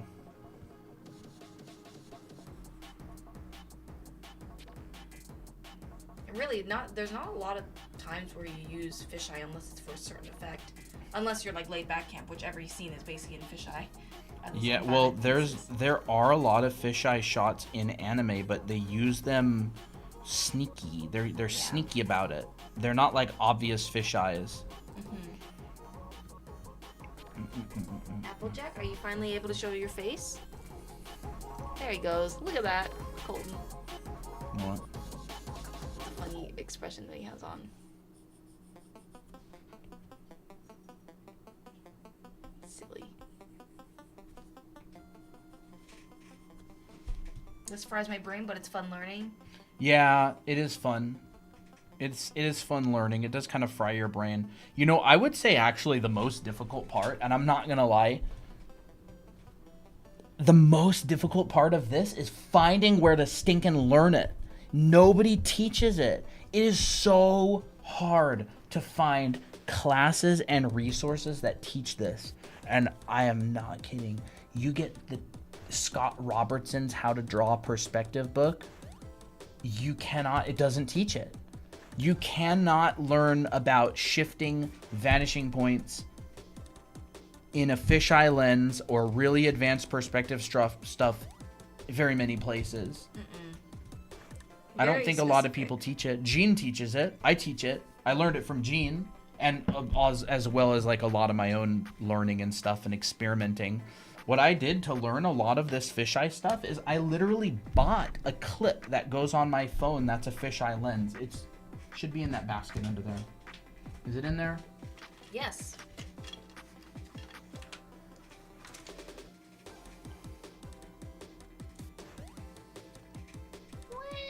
It's a fisheye lens that clips onto my phone's camera.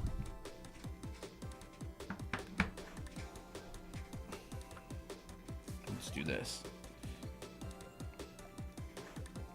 And then you have to turn this off. There it is.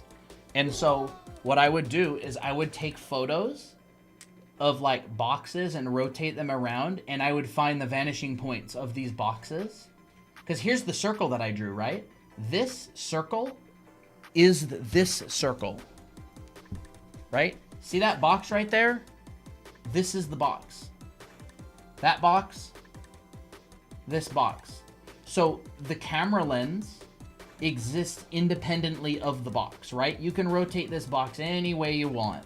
It does not matter. My camera lens is not changing. But watch this. If I keep this box the same, I can also move my camera lens and it distorts the box. See? The box changes even though my hand's staying the same. So you've essentially got two different components. You've got the camera lens, which is this, and you've got the box. And so they exist independently of each other, and you sort of have to learn both. You have to learn both, and this is the result of learning both.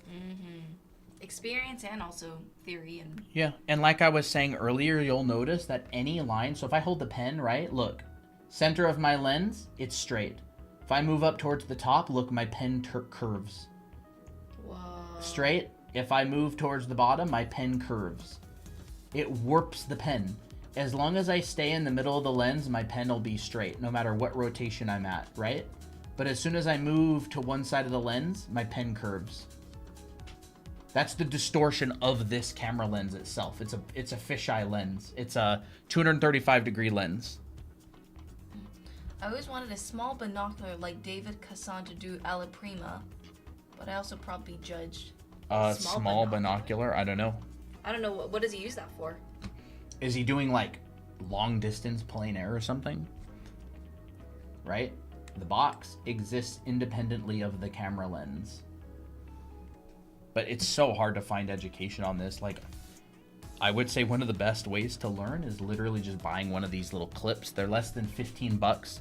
It's a 235-degree lens that clips onto the end of my phone. And I just take a bunch of pictures of the inside of rooms and different objects at different angles, and I take those into like Photoshop or whatever, and I'll plot, and I just like find the vanishing points, and I'm like, the heck? How does this work? Super useful. Water. Yes. Good job.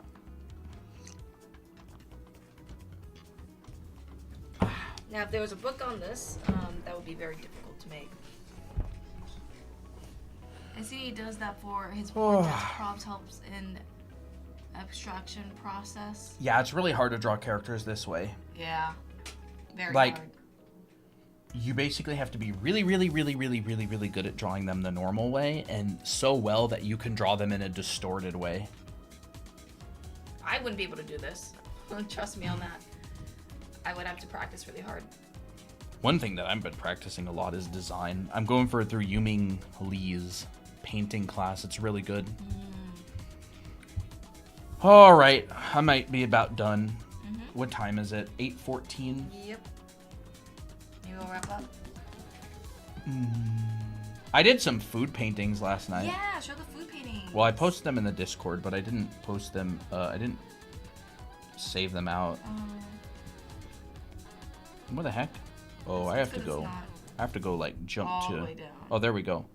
I did this one. That looks good. I was in the mood to practice food painting after Needs stream. more sauce. More than this? But that's about how much sauce you put on. No, I don't. I put more sauce than that. I go like this. And then there was another one, the Squiddies. Bro, that's sick. That was a fun one. I really love how juicy the tentacles look. Like, I do wanna... I'm really trying to get good at like implying texture. You know that Yijin Lin. Yixin Lin? I don't know. Yixin Li Xin Yin? Or What something. the heck is his name? I think it's Li Xin There's so Yin. many. There's Yuming Lee. There's Yi Jun Ke. Yi Jun Ke. There's Yijin Li Xin Lin. Yin or something. I don't know. But oh my gosh, he's so good at texture. He's so good at rendering materials. Just phenomenal quality. That curry looks yummy. You like that curry? Yeah, I do.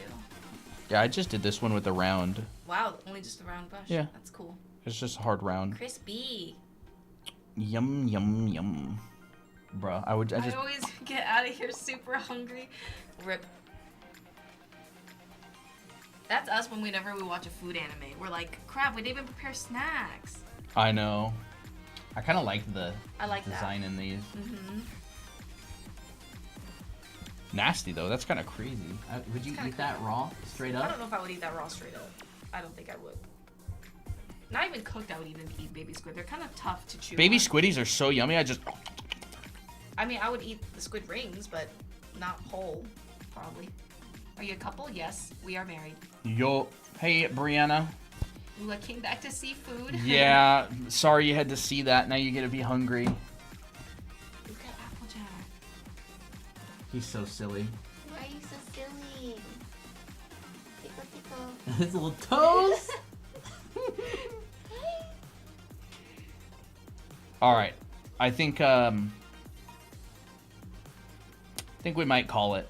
Yeah. It was a good stream. Yeah, it was a good stream. It was a good one. It was a good one. Fun, entertaining. Chad, don't forget. Yes. Don't forget, if you want to learn fundamentals of art, if you've been wanting to go to an art college, And you like the vibes? but you want to be able to go through it at your own pace, you want to learn perspective, figure drawing, costume drawing. There's a lot of stuff, honestly. Like, let's look through some of this. Costume. Rendering clothes and costumes. Everybody's always going, how do you shade clothes? Well, shading clothes is a process of learning. You learn how to set up simple mannequins. You learn about tension and compression and the basic folds and how folds work. And then you go through and you do a bunch of drawings using those basic folds, tension and compression. Right? This one's nice. Look at that nice diaper fold. Juicy. That's a juicy fold. Juicy fold. Togas. You purring. Yes. I would be surprised if he wasn't. Bunch of different kinds of clothes, bunch of different kinds of shorts. They're all different. Well, that one's cute. Thank you. We I got just a looked at kitty rubbing against the iPad. Hi. Oh, he's being his affectionate self. Yeah. Applejack loves being affectionate in like private rooms. Like you go to the bathroom, he's very affectionate. Yeah, you go to the bedroom, he's very affectionate. You're in the living room, he's like, who are you? Who are you? Excuse me? How dare you? Hey, Brianna, have a good night. Shorts, Pants. Dress pants. Not shorts, sweatpants. Ooh, Feminine sexy. pants. Ooh, that one's fun. Thank you. Wow, look at you, Applejack. You're really, really in the mood to snuggle. Look at him. Watch him. He really wants to rub. Hi. He's getting more affectionate these days. You're So yeah. cute. Anime art school, Yup. leggings. I've always loved Suits. drawing variety. Like a lot of people always ask about like, oh, how do you draw Shoes. specific Everybody's types? always asking about shoes on stream. Yes, Yeah. it gets taught. A lot of different a lot kinds. of different kinds. Boots. Oh, those are cute. Ankle The heck? boots, decorated ones. These are more like Cowboy boots? Mm-hmm. And they all, have the same structure. Bunch of different kinds of shoes, rendering materials. What'd you get? That's nice. Material rendering, fur, fluffiness, rendering clothing, advanced character design. Ooh. Oh, chat, can you hear Applejack purring? Let's try to get him. Do you both have a Discord server? Yes. It's also on our website, drawnanime.com. Oh my gosh, you can hear him. You can actually hear him. He does not purr very loud. Game night! I forgot about game night. Crap. I mean, crap as in like, crap. Like you want to do it, but you're Applejack. also busy tonight. You're destroying everything. All right, come here. Don't move the camera accidentally. Watch this, chat. Yeah, he's a good boy. He is chonky, 15-pounder. He's 15 pounds. And he's as stiff as a dead body. You push and just nothing gives. No, there's not even any flab. Like, look, you feel a flab, it's like kind of close He's to 15 pounds of pure girth. Yeah. Pure muscle. Muscle. Muscle. Maybe a little bit of chub in there. Shh, I won't tell Husky. anybody. You're husky. He's even purring now. Oh my gosh.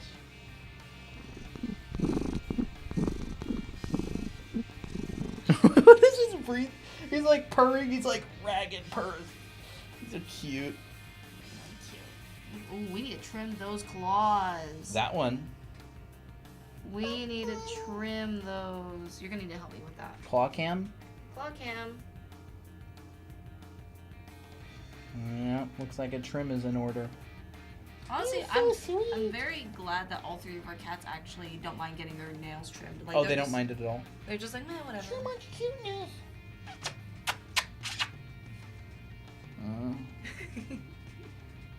Too much cuteness. Too much cuteness.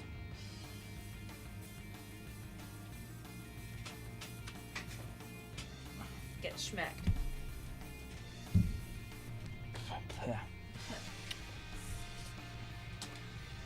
I even gave him a treat too. Yeah. Oh, game night. I don't even know about that. Last game night we played rail car to nowhere or something. Oh, something like that. Y'all know that game on Roblox?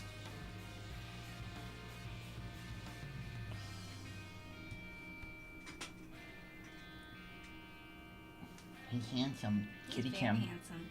Kitty Cam. Look at that. Can't really see his face at all. Well, there he is. Look at you. I got hair all over me. He shed so much. A little bit of fiber never hurt anyone. Nope. Any advice when you're told when dealing with pressure so you don't get like anxiety attacks? I'm not sure exactly. What pressure are you talking about? Normal Cam. He's cute. He is cute. I just want to take him and just squeeze him. Make him squeak. Favorite anime shows? There's a lot. There's a lot of good ones. You know, funny enough, I really liked the story of Overlord. I found myself wanting to binge that so bad. It's so It was like, good. it was Every- really okay. bingeable. It was Overlord good. is one of those rare animes where every piece of dialogue is actually very important. Yeah, it was good. The dialogue was great. It didn't feel like redundant or... It was cool. Yeah, it was so good. For the 1 second, do you sign up for the individual subjects or just overall for the class? Overall, they're all built to go together. Like every class builds, or I should say every term builds upon the previous one. Why is it so hard to transition from traditional art to digital art? It's like a psychological thing. It like breaks your brain. I had the same thing happen with like oil painting. Like I've been painting professionally for many years. When I started oil painting, it just broke my brain. It was like I was so focused on the medium that I didn't even think about other things. Meeting deadlines for me, I feel like I get imposter syndrome and I haven't even worked in a studio. I mean, you just full send it. What happens, like, you either never get hired or you get hired and then you get fired, which it doesn't happen that much. Like, Yeah, I get imposter syndrome because I haven't worked in a studio. So. it's really not that bad. People are very nice at studios generally. Mm-hmm. They really, really try to make it work.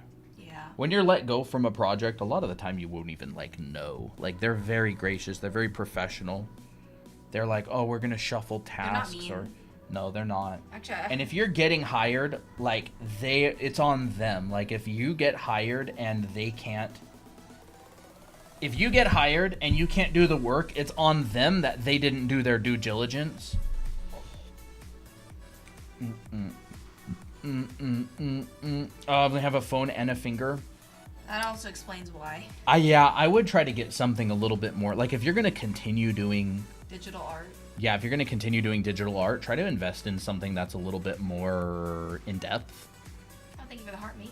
Yeah, something that you can actually translate from traditional to digital. Like, obviously, a finger and a app is very different than actually drawing, like with your wrist and your elbow and stuff. So that's obviously going to be very different. Yeah. I wouldn't worry too much. Wouldn't worry too much about the studio thing. Just keep practicing. Just keep it up. Keep trying stuff. I miss my phone and finger days. I did Krenz cubes on the phone. I draw on the I'll phone. sometimes draw on the phone. Like, I'll show you what I did on the phone. Where the heck? Oh, here it is. Pocket. Procreate Pocket. Ah, crap. I forgot. I drew over my Krenz cubes on the same layer. But yeah, I did Krenz cubes on the phone while Christina was in the dentist. Just, going in and... I don't know what the heck. What was it? Sketching peppermint with, like, black or something.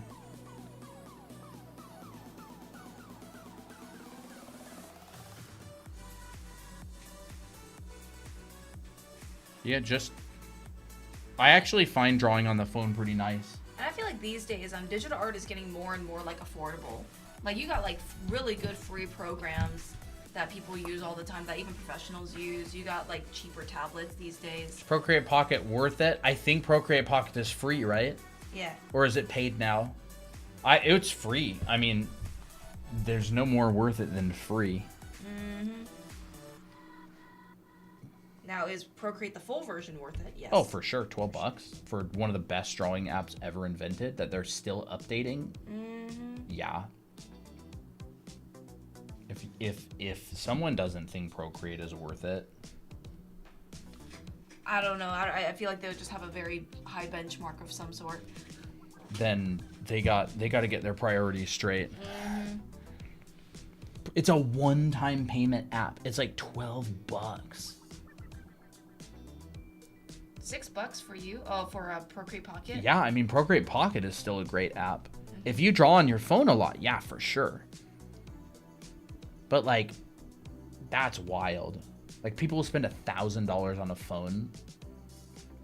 It's like $12 on a drawing app. It's like, eh. Maybe it's like, oh, well, you'll spend it on a phone because it's a necessity, but Procreate. I got my on my iPad Procreate. I paid $19. Why does it feel like what? He's like wheezing a little bit. Yeah. Did you have a hairball?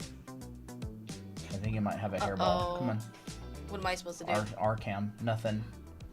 Don't cough. I think you might have a hairball on the desk. You better get out and cough that hairball later. Somewhere else. He does shed a lot. He does. Hairball cam. Tori shows up for that. I'm surprised Toby doesn't have hairballs with all Poppy's hair he eats. Toby? Oh, yeah. He eats all the... It's on the cannon. All right, everybody. Game night? I don't know. I don't know. I like watching you play games, though. I may have game night, but I may not have it on Roblox. It was pretty stinking fun though. Who would go to game night?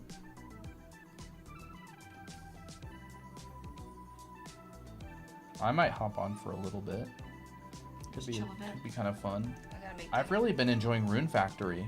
Yeah. Sorry, I'm erasing my pencil drawing on Bald Man's head. We should have just 3D scanned you for the man's head. Bruh, I don't want a bunch of people owning a model of my head, especially our members.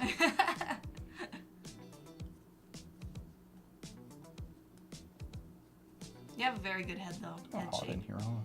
It's not that hot, or is it hot? It's kind of hot in here. Oh. All right. I'm down to play. Yeah, in our Discord server, just clicked back into Applejack hacking a hairball. Yeah, in our Discord server, we have a channel called Game Night, and we'll usually play Roblox or something. Last week we did some sort of like Roblox shooter. It was actually kind of fun. Not last week, the other week. Yeah, weeks ago, not last week. We played with like Cyber and Fox and Snaz and them. Snaz, are you here? Heck is Snaz at? I could ping a couple people, see if they're around.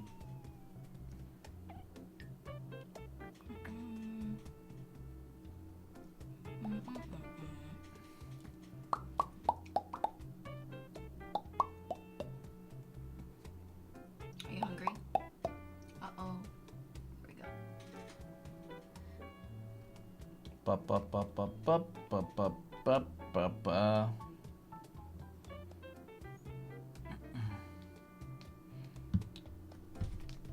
Why are there 98 people here? What are you guys We're doing? literally just like...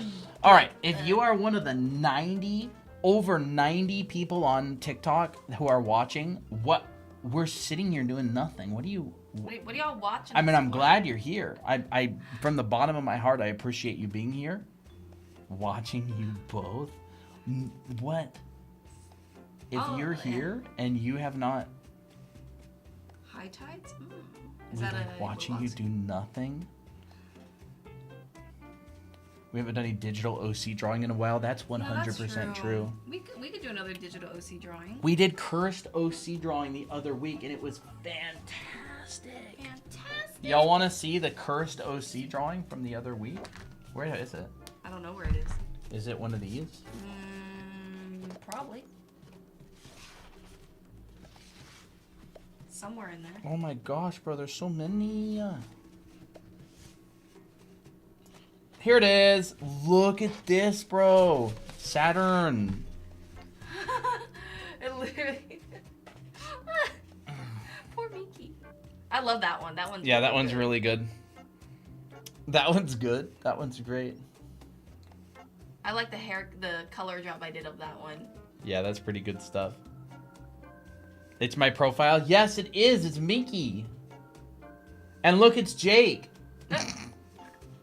Looks like his mouth is bleeding. It literally does look like his mouth is bleeding. Partner. Really? Fox.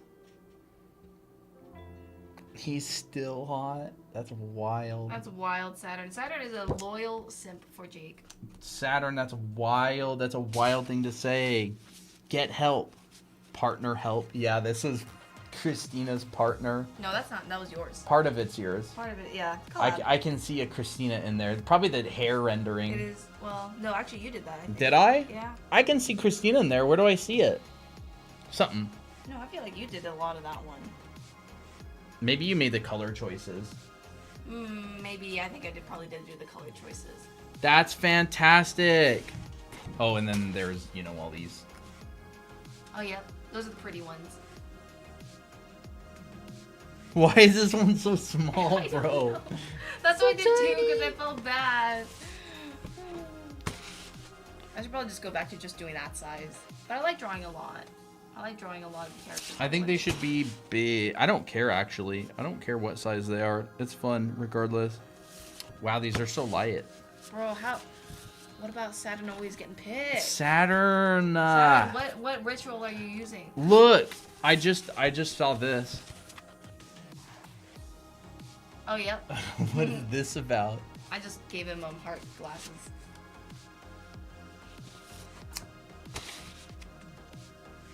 Everyone's creative OCs. Children.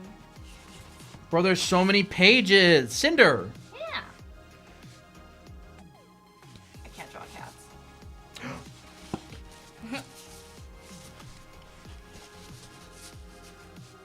How dare you? What? How dare you have missed... I don't know. Hi, Apple. Are you feeling better? What is she on about? I was saying, how dare you place the papers on in another direction? Whoa, oops. Applejack, are you gonna jump up again? You wanna come up? Are you done with your little hairball fiasco? Come on. Alright, everybody. I think that's gonna be... It's gonna be... It's gonna be... Hope you enjoyed it. Yep, hope you guys enjoyed it. It was fun. That is cute.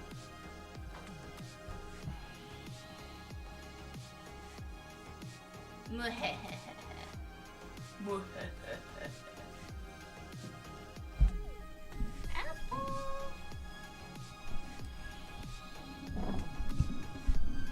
Homie! Careful! Knocking over our whole microphone. Oh, you're knocking over that one too. He loves barging through. Yeah, you sure do, don't you? He doesn't even know where to go. He just wants... You want some attention? You want some attention?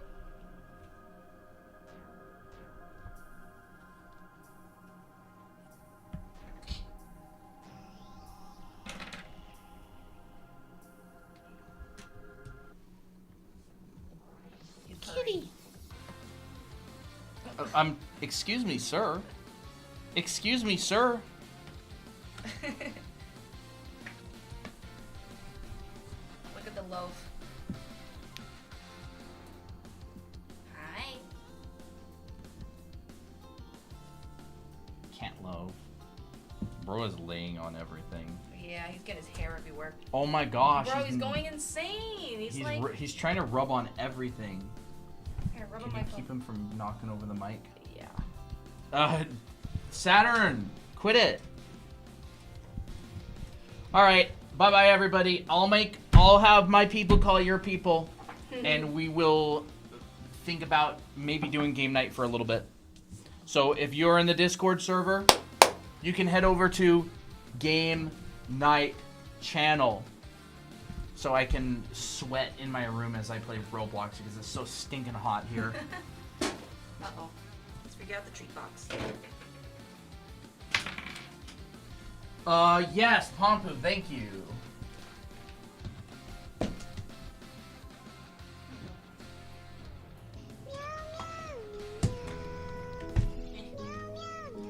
Thank you, everybody, for hanging out and showing up. TikTok T. Oh, that's great. That's a great username. I love that. Are you guys together? I'll tell you the T right now. We are. Meow, meow, meow, meow. If you want the Discord invite, you can DM us on TikTok. or you can go to our website right here. Bye bye, everybody.